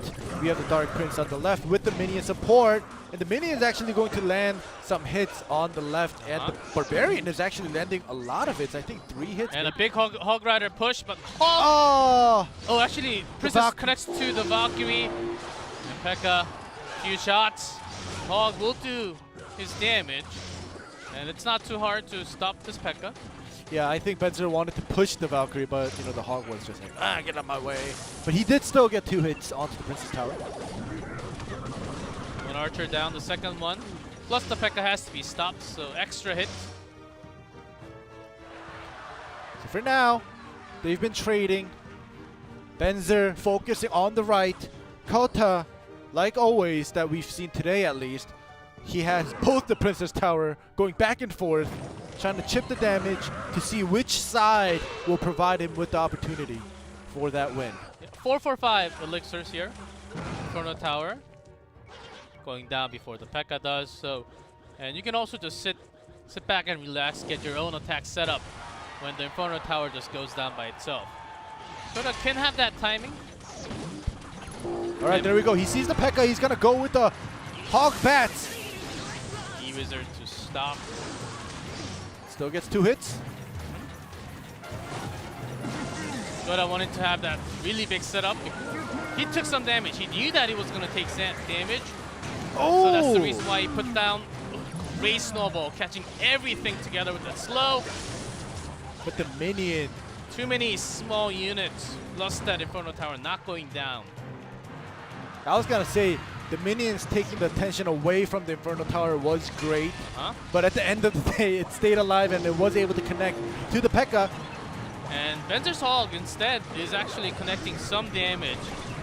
So Kota distracting a little more. Valkyrie on the left. P.E.K.K.A is going to melt. Oh, but the zap. The zap! The P.E.K.K.A, okay. The archer. So pressuring a lot more. P.E.K.K.A is not enough. The dash connects though on the bottom right. Kota really wants to push both sides. This is exactly what you do with the P.E.K.K.A Ram, of course. Benzer wants to focus his own attack though. He's got his Hog push. P.E.K.K.A's down already. Alright, so it's been Benzer defending for the last 2 cycles with the Inferno Tower defending against the P.E.K.K.A. The minions causing them a little bit of trouble, but the Hog is going now. The Hog is going. The Bar Barrel is going to get rid of that E-Wiz. Now getting a lot more hits. Great bar barrel with the prediction of the E-Wizard plus the bandit. Oh, the Gets battle the ram charge! connects! Oh my. Oh, gosh. But- Oh, Earthquake he wants to finish it. and Snowball. Snowball! One more Song Rider. There it is. Benzer 3-0 for today. Undefeated. He does cut off Kota's momentum. Kota was on a 2-0 win streak here in King of the Hill. Unfortunately, Benzer comes out on top. Now it's a rematch for Benzer and Mikamboya. We do have it, ladies and gentlemen. Benzer versus Mikamboya once again. Before that, let's take a look at the highlights. The snowballs were just beautiful, slowing a lot of the attacks down in the series. Look at that. Archer, if it was just a little far away, the P.E.K.K.A would actually go directly, just understanding the distance. He's like, it's too far. I'm going to just go for the tower. And also the placement, look at this. Yeah. Archer right at the center so the one split does not get caught in poison, just in case it comes out. Yeah, this was dangerous right here with the battle ram connecting. And he was doing the poison damage as well. One more hit from the barb could have given him the win, but look at that, 10 HP left. Oh, just enough that by pushing that bandit away. One more hit from the bandit would have been hogged down. Yeah. And with the cycle, Kota had another chance. It was just one more spell from Benzer anyhow. Yeah. But it could have been close. It was a great snowballs. But here we go again. 7,003 Mikamboya. But if you look at the score of disregarding the 2v2s, you see a lot of losses. He's definitely feeling a little rusty. It feels like he wants to get a win. But Mikamboya has been put into a lot of these situations where he was the last one up, final game of King of the Hill, and oftentimes he took the win. So we'll have to see if he can bring that win. I think even though he did lose that 1v1 2-0 to Benzer, if he's able to win this and bring the win, the whole match win to Ponos, I think he can recover from what he has fallen from when he was going up against Benzer in set 2. All it takes is just a single game for Chaos Theory to have their perfect Phase 1 match results. Ponos to bounce back into their second place once again. Here we go. Mikamboya on top in red. Benzer bottom in blue. One game. That's all it takes to bring the match win. For these two players, for these two teams, this last match is basically like a group stage finals. Will Ponos stay second? Will they get dropped down? 4 elixirs for those bats.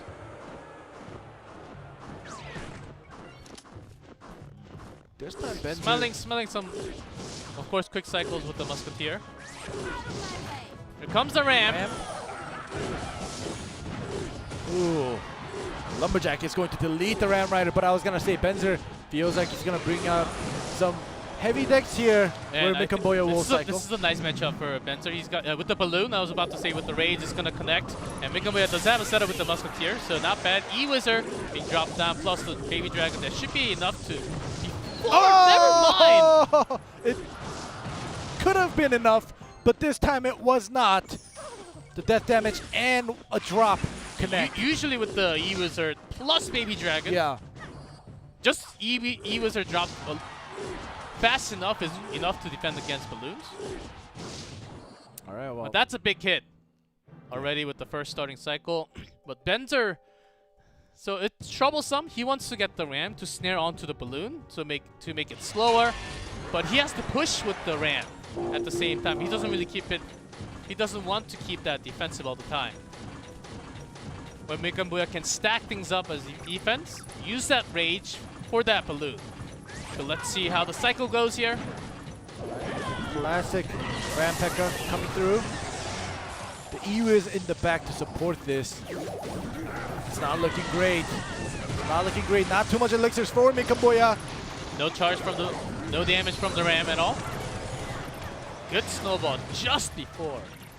Ooh. Look Wow. how quick the cycle is. Yeah. A second snowball.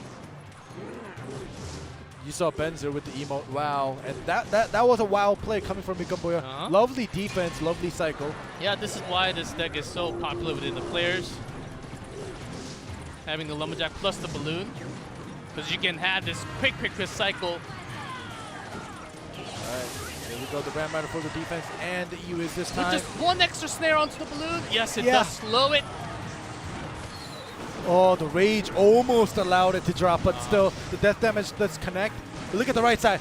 Baby Dragon connects to the Princess Tower, and Pekka is tanking it. Baby Dragon is not even touched. Okay, well, now. it was touched now. Yeah, by the bats. Yeah, but still, that was a lot of damage. Plus, the charges will continue. Just the Musketeer will Ice Spirit just before, but the dash was deleted by the Spirit, and it follows the Ice Golem. See?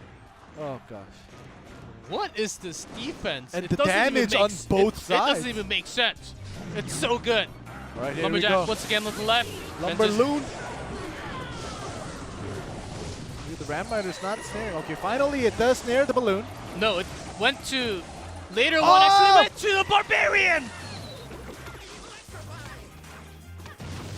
Oh my goodness. Just one away.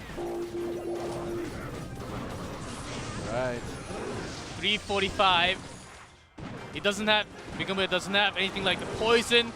Well, Benzer doesn't have it on his own, but the Pekka's gonna get fooled by the Ice Golem all the time. Okay, 345 is what Mikamboya needs to bring this win and give Chaos Theory their first loss. There we go. Bridge spam onto the right. He just needs to connect that balloon once, plus death damage. The snare goes into the balloon. Even with that rage, but it connects. There we go. The snare has connect. finished. I think it will connect even with the slow. shots. There we go. One drop and the death damage. Oh, Benzer's in trouble now. And the Ice Golem. Oh, Does Mikamboya after the Ram think he has the perfect setup gosh. for the next setup push, but he's got to defend first. The charge and the Ram will do some damage. Good defense coming out from Mikamboya. Oh, the Lumberjack stays alive, drops that. With the Rage, early Wizard, but the Rage does have some speed. All right, he's not even gonna let that death damage connect here. Nice, Beautiful giant snowball. This is so close. Even though Mikamboya has a lot more HP, that was not enough. And with that, damage snowball plus the dash. he can finally smile. It back. He can, yes. He's done it. There and we go. Can feel him out of the screen because he's been suffering with these results for such a long time, basically for the entire phase one. And people have been questioning, where is Mikamboya that we used to know? And look at this great sportsmanship coming out from Chaos Theory 2. That was some beautiful 1v1. Having all those tricks left and right, top and bottom, attacks happening all around. Rage, Balloon, Lumberjack, Ram Rider, all together. Respects going to both teams and players. All right, great play, Mikamboya. He finally gets rid of that 0 in the King of the Hill record. Brings that win, gives Chaos Theory the first loss. A lot of things happened with just that one game. Bonus surely can go back to their team house happily with that win. Chaos Theory, the gods. The god. Oh, gods. Oh, They finally bled. they have came down to the ground. They're humans now. That's it. Punos takes match number 2 against Chaos Theory, but we've got one more. OP.GAMING versus Kings on Dragon X will be the next match.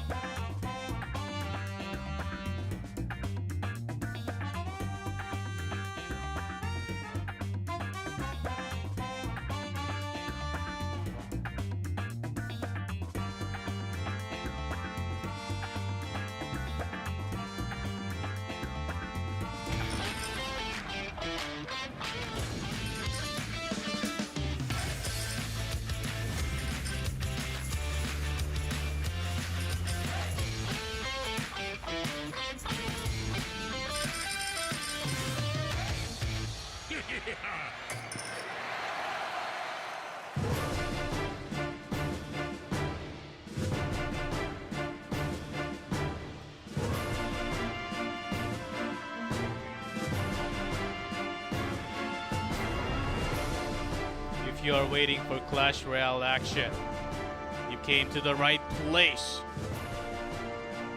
Clash Royale League Asia continues the final day of Group B in Phase 1.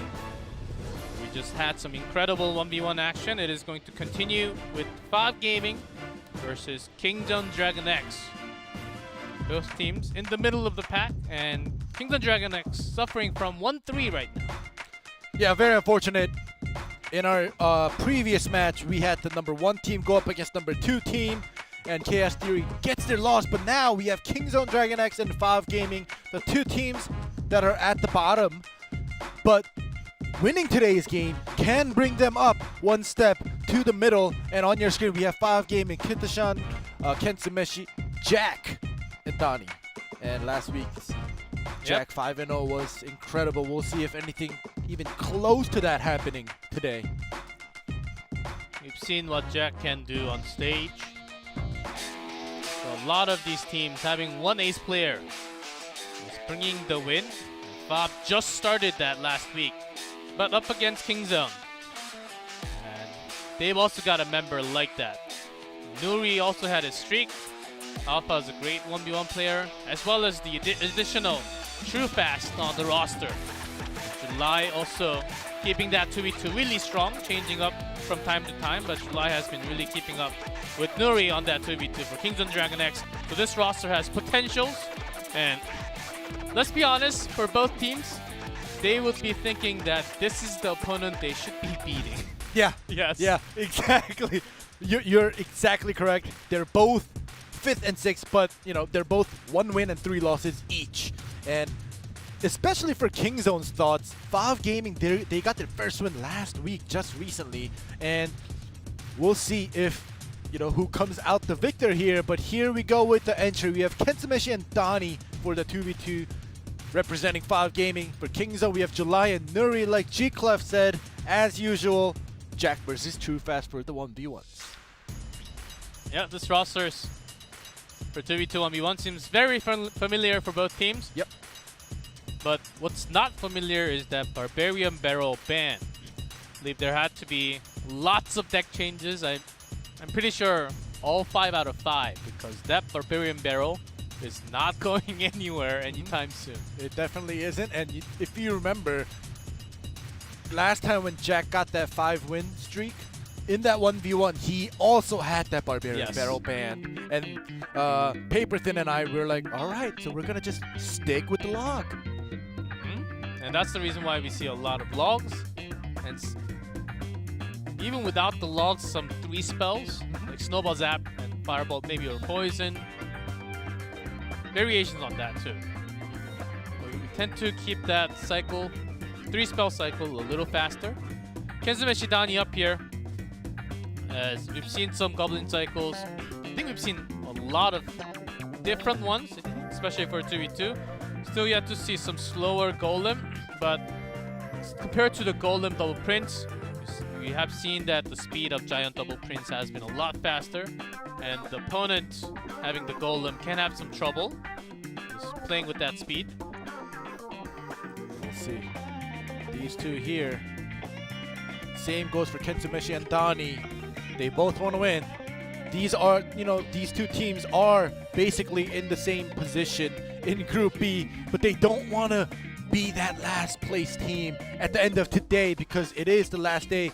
And when you start facing Group A, you don't want to represent your team as the last place in your group. Yes, what we are not yet seeing in Asia is that cloak spell. Yep. We've seen in rehearsals only. We've also seen wall breakers finally. That's true. But not really making it into the tower. Yeah. I think it's tougher to use in 2v2. Definitely. Alright, here we go, starting with the miner. Okay. Classic Giant Prince deck coming through here with the Rage spell down and the Earthquake to clear that Tombstone. The Giant will definitely connect a couple shots. Or not a couple, just 1. Let's see the follow from Kingzone. They will have the Rage, but maybe not the perfect set of cards. They do have the later 4, of course. But King's on Dragon X and talking. Ooh, the Inferno Inferno connected to the Dragon! net, going down! 3! Oh my gosh, what did we just watch? I just had my mouth open and I was just saying nothing. How many times do we see an Inferno Dragon connect to the tower on 2v2 and bring a tower down in professional play? Oh, jeez. Is this it? Oh, here we Is go. this going to be it? Is this the end game of the final moment? 5-Gaming, they're trying to push for the right side this time. All right, 5. Giant does connect 2 shots this time. But The this Lumberjack counter comes push- through. Dark Prince placed perfectly to get rid of that Lumberjack. Yeah, the Baby Dragon is 100% HP. And raged up. 4 shots plus the Miner. Of course, the King Tower will help out and delete. But in terms of what 5-Gaming were trying to do, it was worse because Kings on Dragon X, with that Lumberjack, they're allowing themselves to set up for an extra set of attack. All right, this time the Ewis does connect to the Infernal Dragon once, but now it's been pushed back by the Snowball. Gets rid of the Giant Prince here pretty quickly.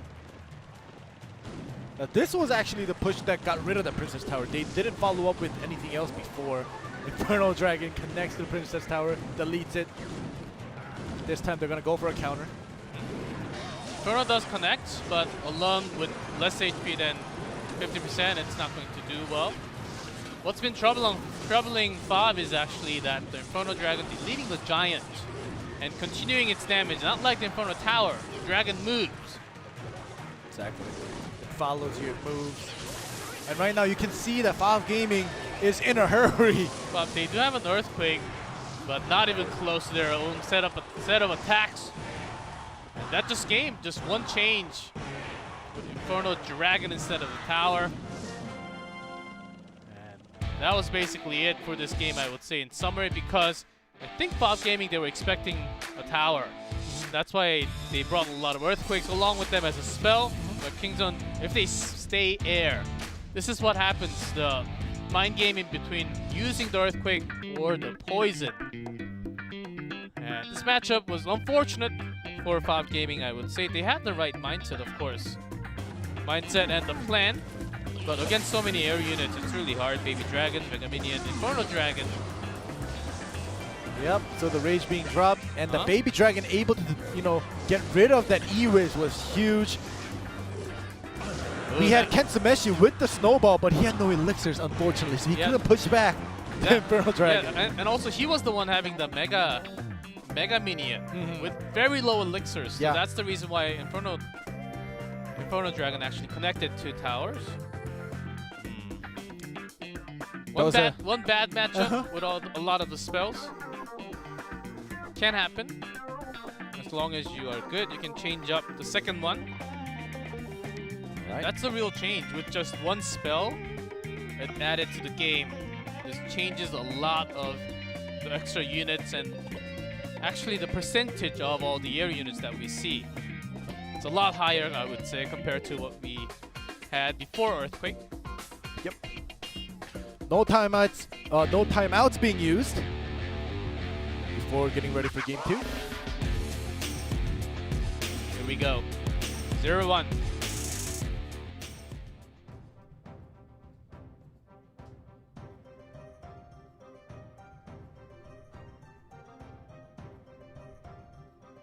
Not even a single spell dropped yet. Yeah, I was just enjoying the music. There we go with the Miner connection. They're just going to allow the Miner to just get all its wolf onto that Princess Tower.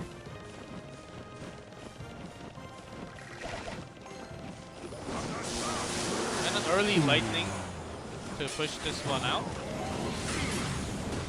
Right, the Snowball to push the Inferno Dragon, but unfortunately the Inferno Tower is also down, so that's not going to be a big help for Kingzone this time around. And the Hogs. The Hogs going down into the Inferno. Okay, Kingzone, they got Inferno Tower and the Inferno Dragon, so... Yes, they did. So they're ready for any set of big push. But Gaming, what they have is a lot of hogs, but the main focus will be the miner. Wrong prediction there with the guards, but okay against the hogs. But the bats are in the back as well. The baby dragon is locked onto the miner. Yes. So basically, Gaming, they pushed that guards has to be placed there to defend against the hogs. And Kingzone, they had no other choice. All right. So for now, we don't have to worry too much of the big units that both teams are sending with the Infernal Dragons and the towers on both sides. Now it's going to be the miner chip here with the lightning. As that wasn't ready for the first cycle, but the second cycle you will be having against it from the tower all the time. Lava. Infernal Dragon is on it. And offensive poison from Kingzone. Pups will barely connect. It's mostly the poison damage. Same thing happening here. The Royal Hogs distracting while the miner in the back is chipping the damage. 1300 for the top left, 700 for the bottom right. As we see the races, top tower will be gone so that the hogs are connecting a little more. Along with the miner, the speed is actually insane, but the bottom right, miner has been doing damage, and it's only double a matter of seconds now. It's gone with that Zep leading the batch. Still 670 to go, 15 seconds left for Gaming. Hogs in a hurry. Double miner on the top right. That be? Do they have any follow-up spell? One poison. Log or okay, there we go. They are going to tie it up. Ooh, 1 second. But if you talk about the second trophy count, it is actually Gaming with those hogs that did a lot more split damage. Here we go once again. Follow up behind and the miner. Nobody is getting rid of the miner yet. They can finish this off with all the spells that they have with the. If they just defend this one, still 2,000 damage Zap. to go. Zap to get rid of the Infernal Towers. Focus onto the Lava Hound. The miner free damage. The Lumberjack does connect. The speed is actually amazing, and they have it. Kingzone. What happened in the final few seconds? They almost thought they had the game by throwing a lot of the spells. Okay, we have a lot of spells. That's gonna destroy the tower if you just throw on it. Not quite sure if they just defended first and then had some attacks like the log, doing damage to units and the tower if that was going to be enough. I think Fav actually thought that at the final few seconds, we have a lot of spells that's going to kill the tower. But Kingzone had stack of units and the angry guy with the rage potion. Yeah, with full health. And the Zap to get rid of that focus or that connection to that Lava Hound. And to be honest, I think even if that Lava Hound popped, just that Lumberjack just being full health and was able to connect to the Princess Tower just already ended the game. Yeah, this game one was, of course, with the first cycle of hands. Yeah. Sometimes you can find yourself a little unfortunate. That was a little painful moment. Let's see the game two. Good lightning and the Zap to actually make the Inferno basically useless. It's in the beginning, Gaming, you know, they weren't too behind here with the Royal Hog, constantly pushing left and right because both of them had it. But the double miner at the bottom right was huge for Kingzone. So the next set of moments, hey, look at this, because Gaming spent a lot of spells already to destroy that top right. Instead of attack, see the snowball goes down on the top left, but the miner is already there. Lumberjack, Lava Hound, Baby Dragon, Mega Minion. So all those units combined, you think you have 2,000. Whoa! You Come think on, you quick. have the game. Well, they took that 2v2, so you can go through the camera for sure. It was Alpha that was shown on the camera. Well, that was 2-0. Kingzone leading the first set. But what's interesting is that Jack is back here. And will he be the one to carry the team? Because he needs something like a 5-0 once again. Maybe this is his secret ban when no one is picking, well, not really picking Barbarian Barrel as the ban.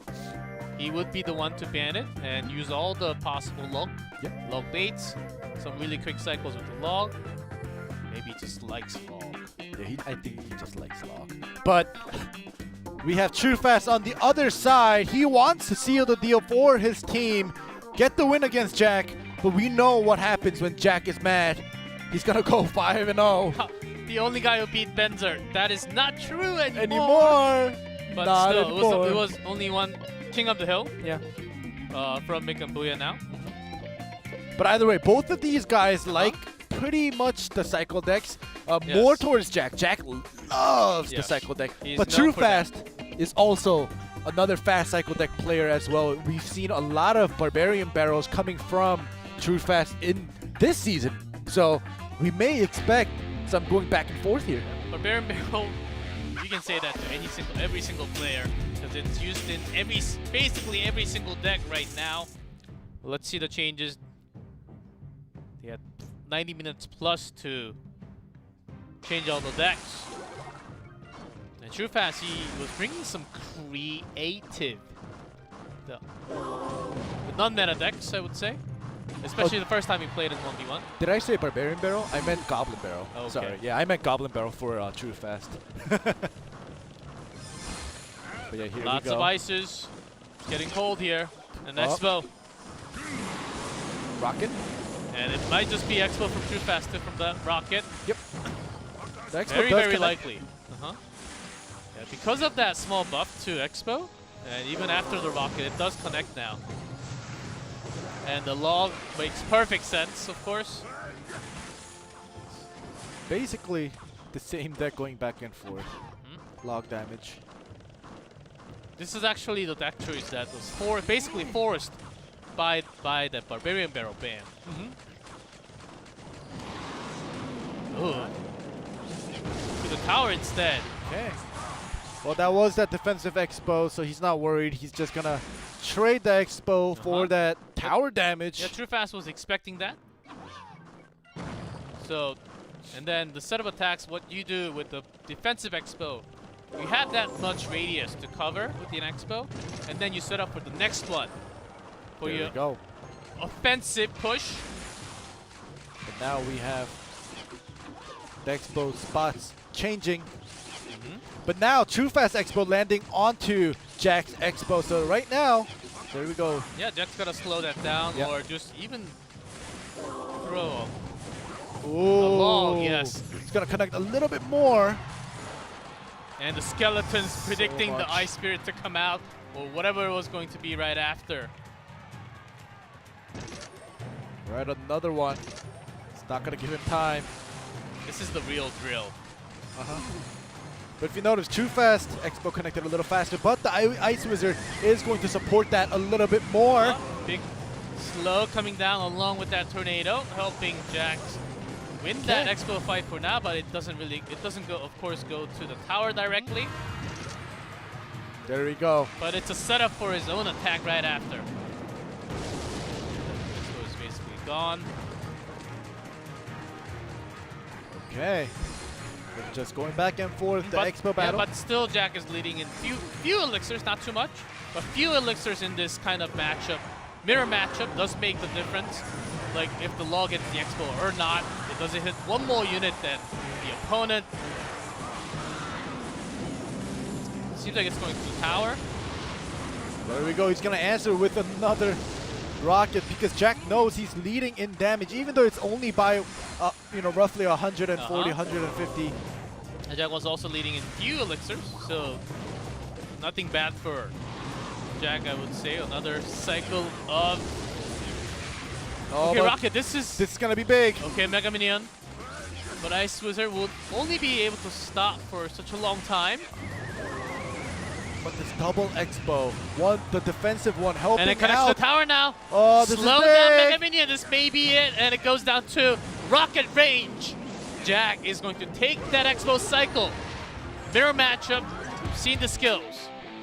Wow. But they were going back and forth. TrueFast tried to put up a fight. But Jack, he knew exactly what he was doing. The defensive at the end, the defensive Expo and the offensive Expo, just deleting all TrueFast ground units. helping out that Expo to connect to that Princess Tower. That's the moment. If you see the opponent throwing the rocket, either you respond with the rocket, or if you have a defensive Expo set up already, you go for the offensive Expo, and the opponent was going to have a really tough time defending that. So knowing that, TrueFast, when he went for the offensive rocket, that was a hard moment. Because when he had his own setup like that, it was actually before that 1 minute mark. So not having that much of an elixir. Ooh, that one was pretty good by TrueFast. Yes. Very unfortunate because, like you said, this moment, I think this is exactly the moment where Jack knew, all right, I turned the tables, and this is probably the victory for me here with a double Expo just being so healthy, deleting all the ground units. Usually this kind of matchup, the rocket timings are really hard, and often the result is determined by how you use that tornado. And Jack had some really good synergy with that Ice Wizard, slowing them down, giving them some damage. And the defensive Expo set up later on in the double elixir mark. I think that was the important moment. As this matchup is not over yet though. Jack leading 1-0. Let's go into game 2. Yeah. Yeah. Respect. Salute. You were good in game 1. I respect your play. Is I guess what they're saying. I can't 100% translate. You're trying to their read modes. their minds. I'm trying to translate their modes into words. All right, so we do see a bandit coming from TrueFast. And a bait and a log bait from Jack. Ooh. That's snowball. That feels so good. The Ram Rider on the right side. Nice Infernal Tower for Jack to have here. All right, so both of these guys, they switch things up a little bit. Both players understand what's going to come out right after, really soon. Actually, both archers getting deleted at the time. Jack would have liked to have just one archer maybe go to the right. Let Dragon just in range. Let's go. Skeleton Army, if you let that go, of course it's going to do a whole lot. The real problem is that if you use that log once, on the other side, what else do you have? He has the snowball, but sometimes that is not enough, and instead it's a graveyard. There we go. One baby dragon might not be enough. There we go, giant snowball, sorry, to help the baby dragon defend against that graveyard. It still does a tiny little bit of damage, but good defense on the side of TrueFast. So only the baby dragon, and look at the list of units that TrueFast has against the graveyard. Not the most perfect amount of units, no lumberjack, no guards. A lot of single target damage. It's gonna be the tough one. Jack splitting. He wants to just have a half-half split usually, because whichever doesn't get logged, he can get the graveyard along with the freeze. Okay, even with that freeze, not too many skeletons connecting. Now we do have the E-Wiz down, but the Skell Army. It's terrifying against those P.E.K.K.A. TrueFast would wish that he had the Mega Knight instead, of course. Yeah. That would have been better. Yeah, so the baby dragons, keeping that alive will be the key here, along with the spells. TrueFast has Jack. He only has to connect shots from the skeleton about the dash into the bandit usually dies, but after the archer, we can actually connect to the King Tower sometimes. Ooh, nice giant snowball to get rid of the Skell Army. Unfortunately, it's not going to be good enough to get rid of the Infernal Tower and connect to the Princess Tower. Yeah, when Jack has enough elixirs for that freeze graveyard, that will be the issue. Yeah. When that baby dragon is caught. Ooh, Princess getting second. Maybe Third. Yep. Oh, third shot. Yeah, third shot down. But now the E-Wiz is behind the P.E.K.K.A, so... He has that defensive freeze, even though that lightning comes right after the log. Skeleton Army, so expecting that TrueFast So reading my mind, I was trying to read their mind, but they're a step ahead all the time. They are. Players are just so good at this level. It's They incredible. know. We're seeing both players reading the next move, the followings after that. Alright, Jack still has the advantage. Here we go. The Infernal Tower is down. The P.E.K.K.A. We've seen this picture over and over again. It probably is not going to connect. Even though the Lightning is down, the Infernal Tower will get rid of, not get rid of P.E.K.K.A. fully, but still good enough to get rid of both the Baby Dragon and the P.E.K.K.A. Unable to do anything. Yeah, and the graveyard, here we go. Would have loved to get that lightning damage onto the bottom right. Ram coming right after. But the graveyard chipping some damage when the Infernal Tower is defending it. Well, that tower on fire can defend. Alright, now we know that the E-Wiz was used early, and now the P.E.K.K.A. is coming all by itself. As long as Jack still has that Skell Army for the Bandit. Ooh! Defensive Graveyard. Here we go. Because the Skeleton Army was used and he doesn't want to get snowballed. that too. And maybe he wants to split some more for the next cycle of the graveyard. It should be back soon, but how does he freeze it and connect some more damage? Jack is still leading by 1,000. Yeah. Time's ticking for True Fast. All right. 50 seconds left. This might be it. Good log. Getting the Princess happens. too. P.E.K.K.A.'s not enough to defend against the graveyard. At least few or more skeletons will. Oh, actually, good defense. That was pretty good. Yes. I was looking at the HP. It wasn't going down after a little bit. So Yeah, after a couple first few shots. But the attack with the Baby Dragon is coming. Defensive freeze at the timing. the giant snowball was used. Yeah. So and Jack was expecting a log to the left because of the Princess. Slightly moving the Skeleton Army to the right, buying some more time. These placements are just on the next level, reading the next moves of the players all the time. Remember, overtime right now, 5 seconds. If True Fast can't do any damage. Yes, that's it. Plus 500 for Jack. That is going to be it. 2-0. Wow. So Jack, from last week, if he continue, it's 7-0. He hasn't lost a game in 7 games. So, wow. So what he can do is being shown on stage, and we are witnessing what Jack can do. And True Fast, of course, after that loss, has some words to say to his teammates, because we have to get ready for that King of the Hill. Let's see how the roster is going to go. It feels like I'm hyping things up, but Jack is up first, I think. Maybe if he goes with the same thing, the same roster as last week, because last week Jack played the 1v1 and he was first up for King of the Hill. He may try to do the same. Yeah, I mean, and he just finished the opponent just by himself. Yeah. We'll see about that roster soon, but this Expo was pretty close. We've seen some great predictions with the Ice Spirit and the Skeletons. Here we've seen some great Giant Snowball predictions from True Fast, unfortunately, even though he lost by damage.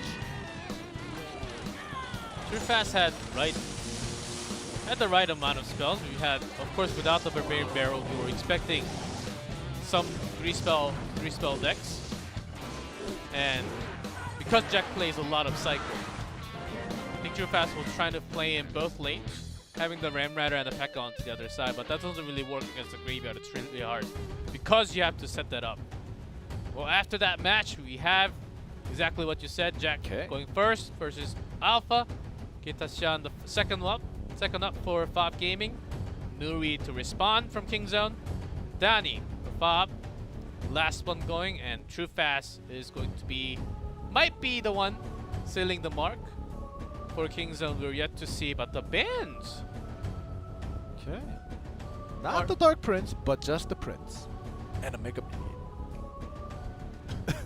So what we can change up with the Mega Minion, sometimes a Flying Machine, sometimes just the Minions.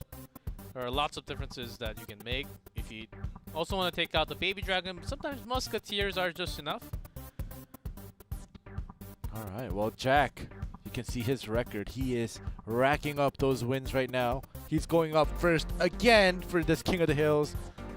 I'm not expecting another three-win sweep. He's already done that last week.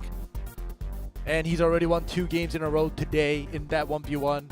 He's done enough, more than enough for his team, but we'll see if he's willing to go that extra step. I think we're seeing lots of characteristics of players as we are through phase 1 basically now with this final match. Yeah. And what they like to play. With the cycles, of course, good players do want to show their skills with the cycles. You're trying to basically outskill the opponent by... The classic decks are called classic because of a reason, because they're strong in a lot of the meta. They can be, if you're just good with few decks of the classic decks, regardless of the meta. Of course, the meta does affect, but if you can shift away from the meta and if you can just play really good like Moto deck, Expo deck, you can still just use it. Yeah, if those aren't the current meta decks, and you going back to your classic decks could kind of, in a way, surprise the opponent because, yeah, they know the deck, but they didn't expect that classic deck to come out. So that could also be happening here. But with Jack, it's just always been that cycle deck, except for that one time last week in that 1v1 where he brought out, I think, the P.E.K.K.A deck with the Scale Barrel. Yeah, the P.E.K.K.A and the Scale Barrel was brought out by Jack just once last week. And everything else was that crazy fast cycle deck. So we'll see what he is willing to bring out because we know that Jack can switch up to any fast cycle decks and make it work.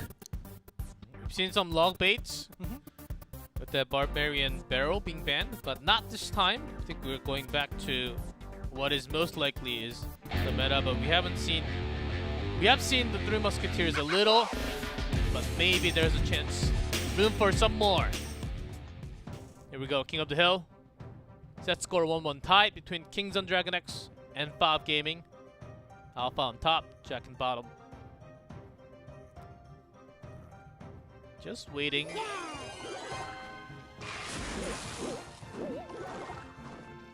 It's gonna sway away. Slow start. Ooh. Minor. Okay.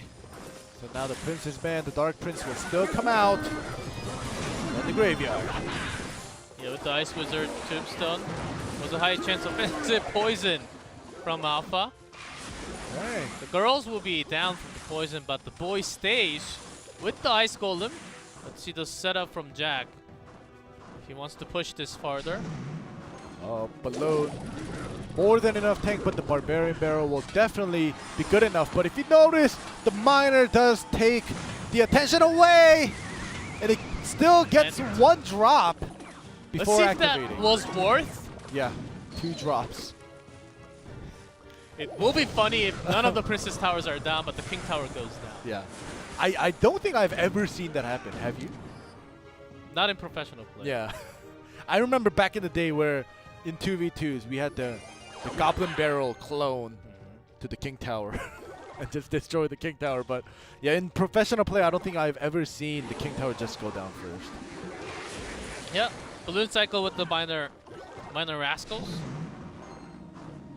This time Rascal Boy comes out a little bit more healthy without the Graveyard Skeletons doing the damage, but get rid of that Tombstone. There we go, the balloon is going. Minor damage does connect. Alpha's holding that Tornado. So no big threat. And Jack does, I was about to say Inferno Tower, the only good target is the Baby Dragon.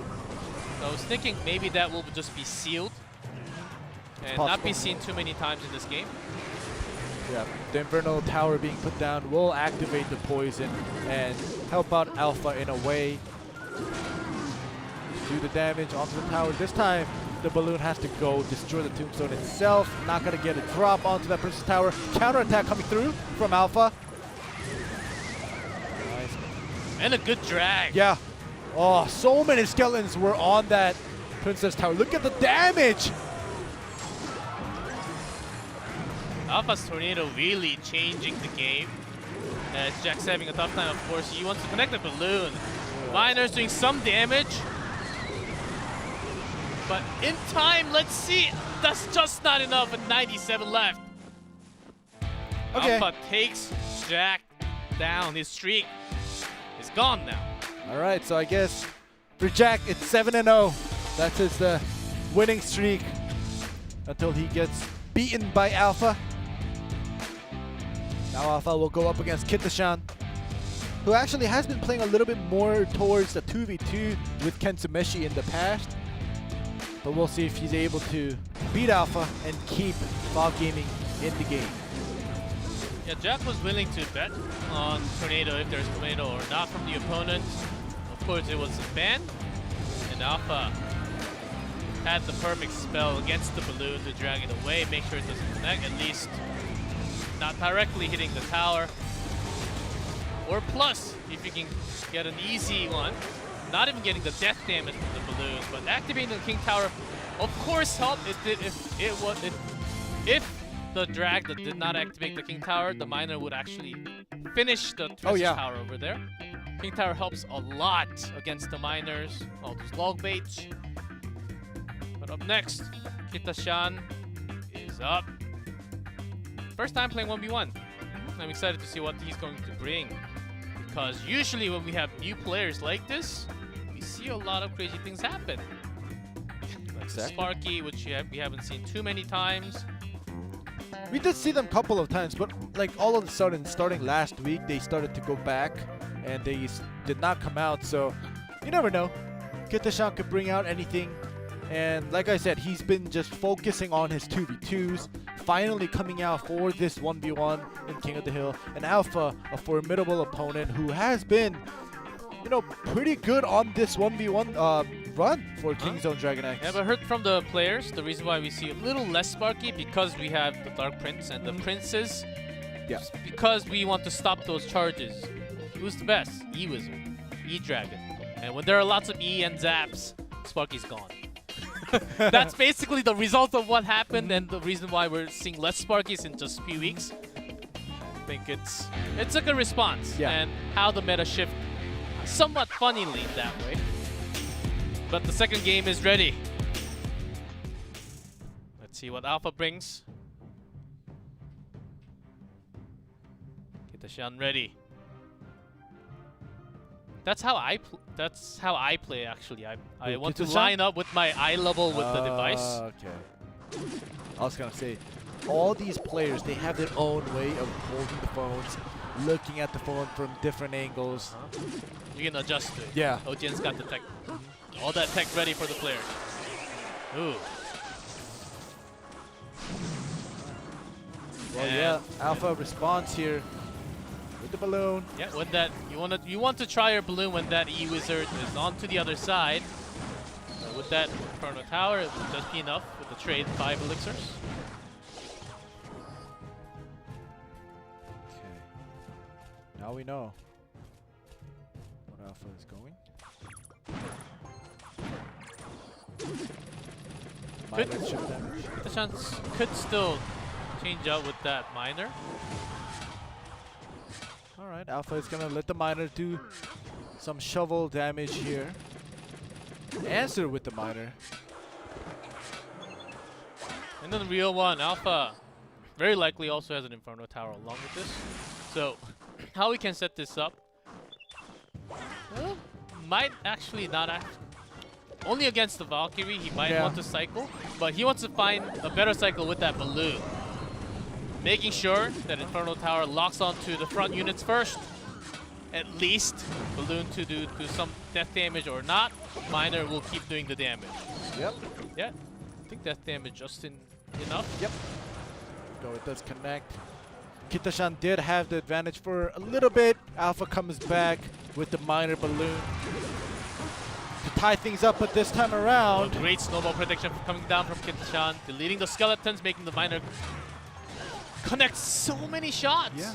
When the Princess Tower is actually shooting onto the Valkyrie. Nice lock there. Alright, there we go. The poison do some damage here. And the Inferno Tower getting rid of the miner, and then locking onto the balloon. This is just a great Inferno Tower play here. Yeah, this time with the ice golem. course, it's not going to be perfect. At least removing a few shots from the miner is the crucial point. So as long as there's no mistake made by Kitashan, I think if it keeps going this way, oh, but the Inferno Tower will lock onto the Barbarian this time. But still, E-Wizard is stopping the balloon all the time, so not bad. And Kitashan's connecting much more miner damage. But was it a defensive miner? Yeah, on defensive top? miner, yep. Yes. Can't release it because the Princess Tower is too huge and the numbers are blocking the view.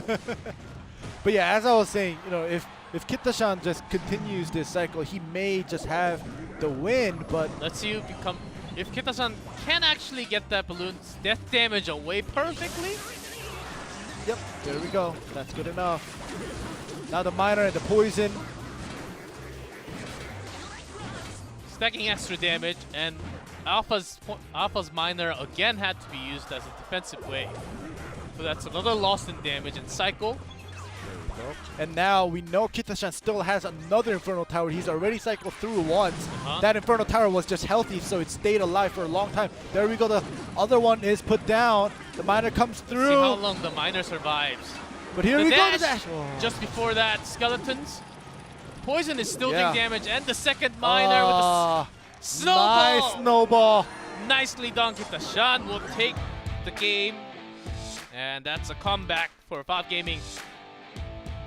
All right, 1-1 in King of the Hills, and Kitashan, great snowballs for the Skeletons, like you said, and the pushback for the defensive miner. Unfortunately, Alpha had to use the defensive miner at least 3 times, which if it was used offensively, Alpha could have won with the chip damage, but you know, Kitashan kept pressuring Alpha.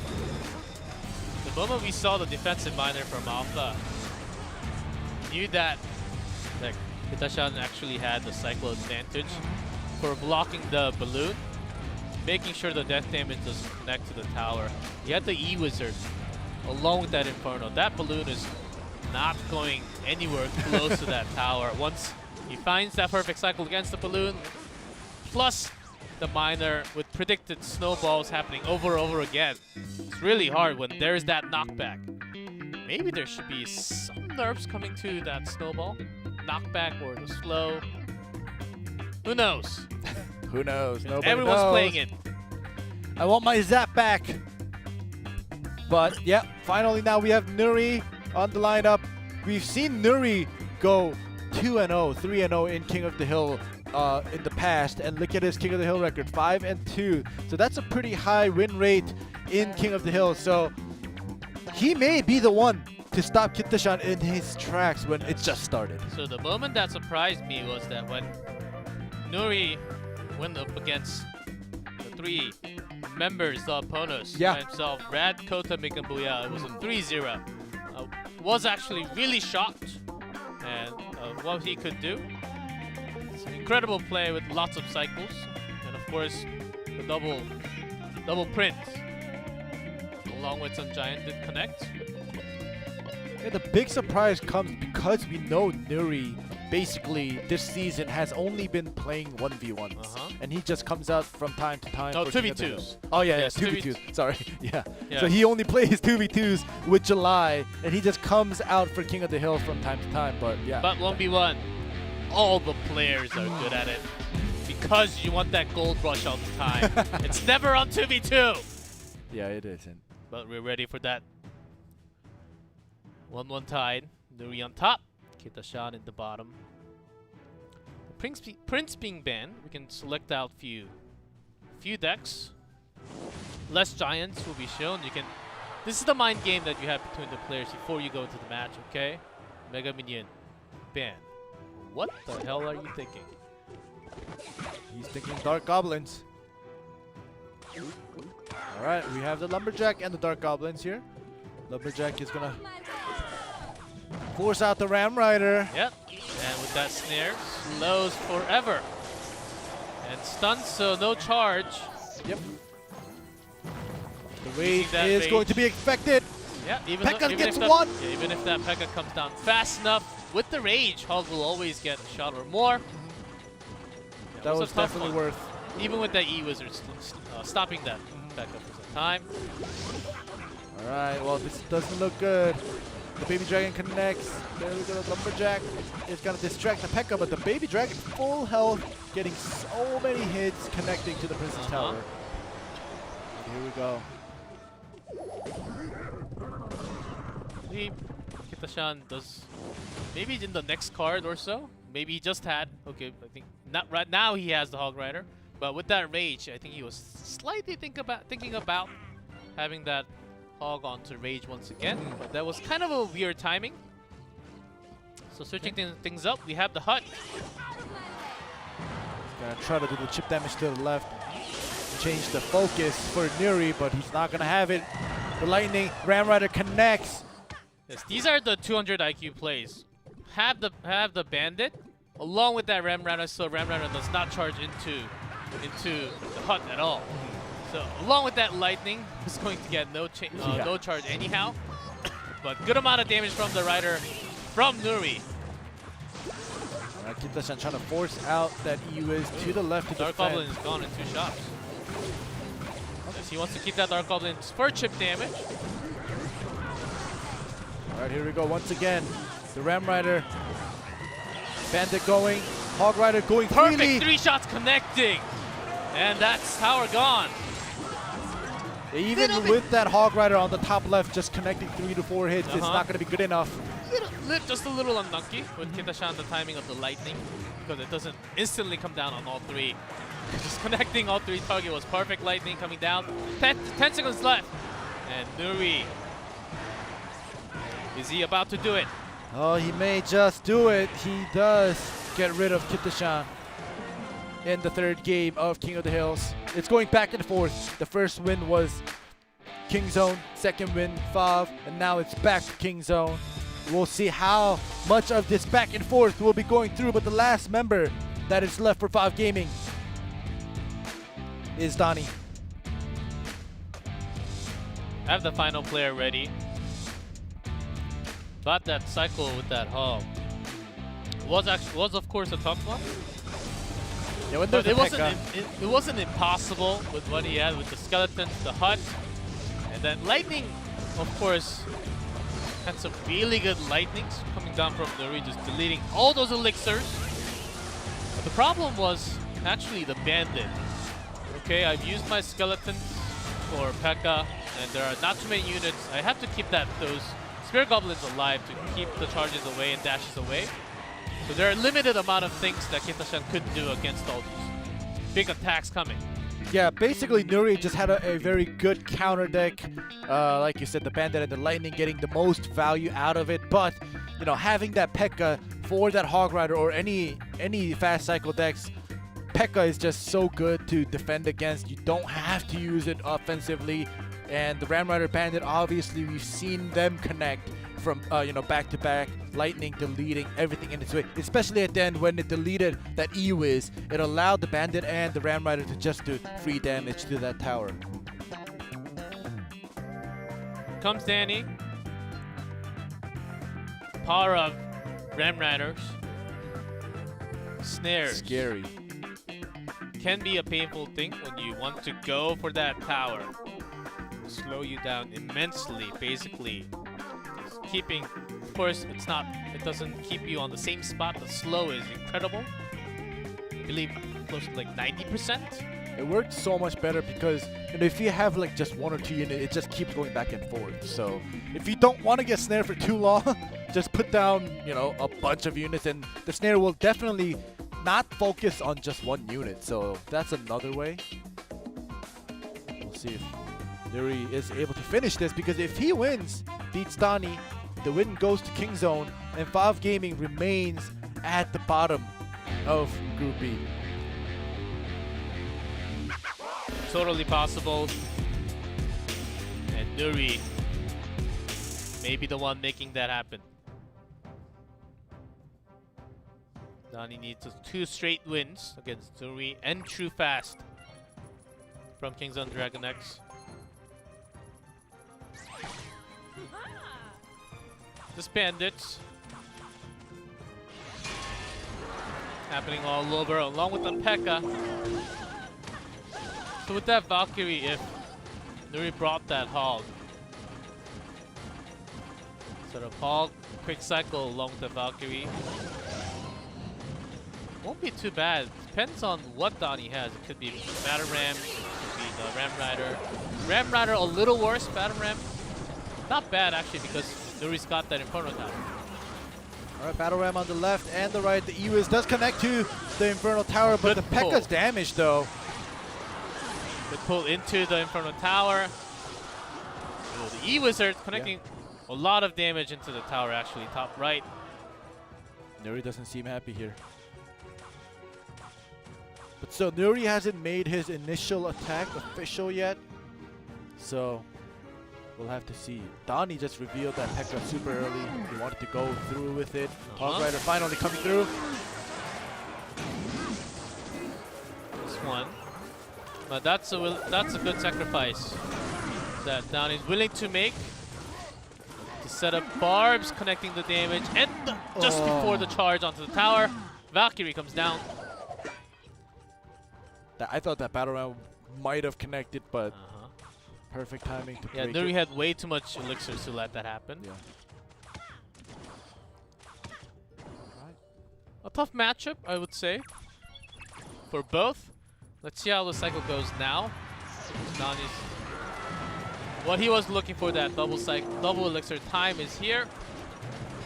Alright, the Hog does get 2 hits this time around. Only the minions defending. Allowing the Hog to do more than one swing is not a great idea. But Donnie's setting up his perfect attack. And the Ram together all the way. And the offensive poison. Yeah, it was because he's got the poison. Archer's And the away zap. from the poison. But no damage, no direct damage other than the poison done to the tower. Great placement of the archers. So as long as those big pushes are defended okay, and Nuri can connect a few shots with the Hog, seems like he could have a game, switching things around. Yeah, he doesn't want Donnie to focus on the left too much. The E-Wiz had to be put down on the right side, but now he's gonna continue with the Battle Ram E-Wiz on the right side. Because P.E.K.K.A.'s just marching. And Donnie could get some poison value, but the dash onto the left connects! Oh, just the bats on in the air. he had to use the and archers. the minions cleaning up the bats, connecting with the tower! That's it! All the bats cleaned up by a single minion. Yeah. 5 bats. The Bandit can be strong. I actually thought the Bandit will be gone with just from the bats, but the minions really working hard to get those bats out of the way. Yep. Wow. All right. Well, we saw Donnie push Nuri to the corner, forcing him to just use that archer just to pull the P.E.K.K.A. away. But you know that the P.E.K.K.A. wasn't the problem here. There were lots of moments where Donnie was just feeling, but the moment he had the push with the Battle Ram, because there's always a choice of, if you have one big push with the P.E.K.K.A. another side, put the Battle Ram onto the other side so you can get more. This was the big push right after the minions, but he wanted to have some damage, at least with the poison and few more. So good focusing here. And also for Nuri, unfortunately, I think he was expecting at least one building from Donnie because he had the Earthquake for his last card. He didn't even end up using it. But finally, True Fast comes out once again. And here comes the timeout. And timeout being used in the last moment possible. He's out again. Opponent is not Jack though. Yep. Danny, True Fast is the one that I've said before was bringing some unique spells along with some unique cards that is not really the meta. There are certain meta decks, and we oftentimes see some changes like the Baby Dragon to the Musketeer, or the spell changes like Snowball to Zap, and a couple of those. Snowball, Poison, Earthquake, and so on. But he was actually bringing lots of cards that we don't really expect together, like the Barbarians, some heavy ones, expecting a lot of Royal Giants, but I think we're sort of moved out from those days. Yeah. And what we see a lot more is the Giant with double Prince, but when the Prince is banned, what does he bring? Still 1 more minute to think about the final moments of this sighting. Alright, yeah, like you said, TrueFast, he does bring the unique decks, but he definitely has, you know, a couple of his go-to decks, and I mentioned this before during that 1v1 against Jack, the Goblin Barrel with the Rascals. So we've seen that a couple of times come from, and the Miner and the Rascals rather, but in that 1v1, the Miner was banned by him. So in this King of the Hill, he has also brought out that Goblin Barrel or that Rascal Miner combination with the poison damage. So we may just be seeing TrueFast go back to his comfort zone. Yeah, that is true. When the time comes, the pressure is on, you always tend to go back. That's, of course, the first thing you think about, but the special ones are out there, like Motor Royal Hogs. Yeah. I mentioned again, Magic Archers. But in this final game, I don't think so. Well, When it comes to the final game where your team depends on it, you're right. We may go back to the comfort zone.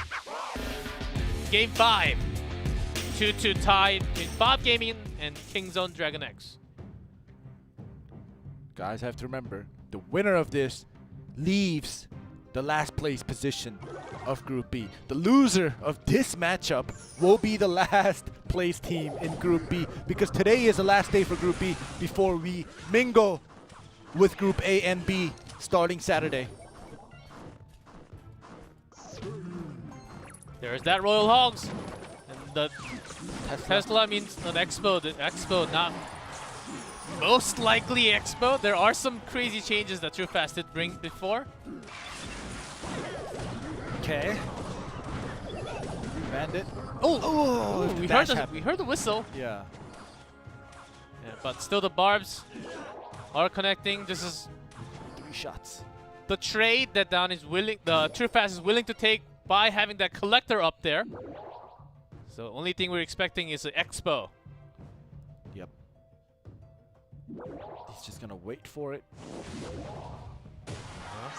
Donnie was pushing that really hard because either he wanted to get the cycles for the last spell that could be possible.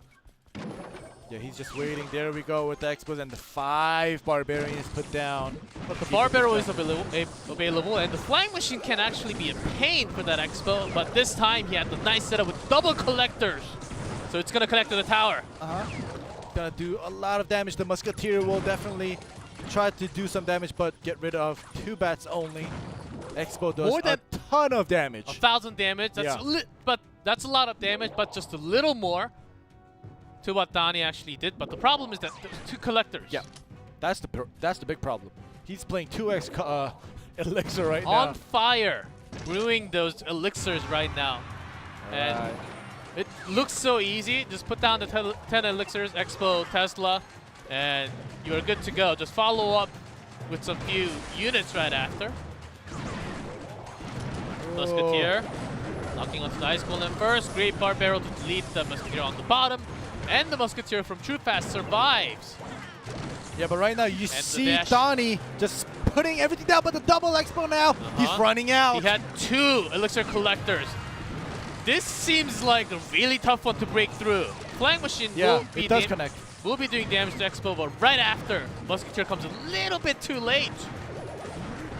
And Still, it's that's gonna get rid of it. basically game, guys. 15 seconds. Collectors after collectors. And that collector is going to the Hogs, but the Tesla is a good one to defend. Deck selection can be a little painful. Donnie, he had the Royal Hogs, but the final matchup against the Tesla Collector Expo, which is not too common, but TrueFast brings it, and he does it. That's a win for Kingzone Dragon X. Very fortunate that there was no big or huge spells to get rid of the collectors. You know, when you're playing a collector, keeping one collector alive makes you feel good. But when you have 2 that's alive and not distracted, you know, you just put down everything that you have, and we saw 2 Teslas, 2 Expos, 2 Musketeers, all just being put down on the right side by TrueFast. And we saw Donnie having trouble putting bandits down, flying machines down, everything, skeletons down to try to keep the Expo away from the Princess Tower. But with 2 collectors, you're not going to have enough elixirs. So that was the moment when we saw Donnie just putting down a lot from the first collector. Uh-oh. Maybe he doesn't really have a spell to go against the collectors, but comes the results. Kicks. Just going one step above OG and Entus. Chaos Theory finally with that loss. Ponus. Maybe it's the comeback of Ponus. We'll see as we go into phase 2 now. OP.GAMING with that loss. That's a big loss for them. Kingzone Dragon X stepping up one more step with that win. All right, so well, with that victory for Kingzone, they are, well, in match score, they are tied with OG and Entus. Here we go. We do see the standings now, the updated standings. Kingzone still at the bottom because of the set games, but still, they are 2 wins and 3 losses. They have stepped up 1 game, so it's not bad. No, the Kingzone at the bottom because of head-to-head first, and then it's set in game. I think that's the result because Kingzone has -2 instead. Yeah. Head-to-head Okay. goes first, but when we go against Group A, it's gonna be a clash, guys. I think the game just started. Of course, we've been through half of the season, but the amazing matchups are in waiting. Here we go. Group A versus Group B. Oh gosh, here we go. It's gonna be a clean matchup here from now on. No more mingling within the groups. We will have A versus B, just going back and forth. Game with a team that is 4-1, going up against Chaos Theory. With That's 4-1 from the beginning. Yeah. I'm jealous. I don't get to cast that on Saturday. You guys have all the fun. Oh.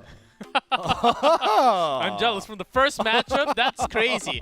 Phase 2. I'm ready for this because we're having a lot of new cards coming in. It's going to be crazy. With the Goblin Cage being released in like 18 days. So it's not going to be in use for competitive for a long time, I'm guessing.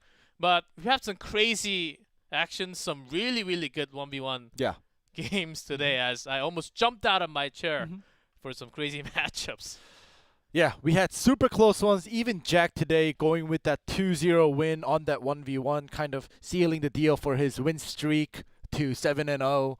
But with TrueFast losing to him, came back at the end, was able to get that win and get that win for his team. So this is what we have, Clash Royale League Asia.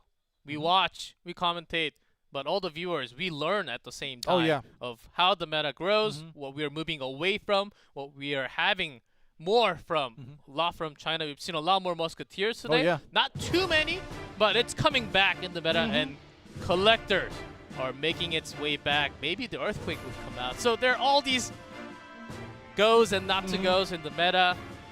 It's gonna get wild. It's gonna get crazy because Phase 2 is coming very soon. That's it for Phase 1. We'll be back in a couple of days. Thanks for tuning in, guys.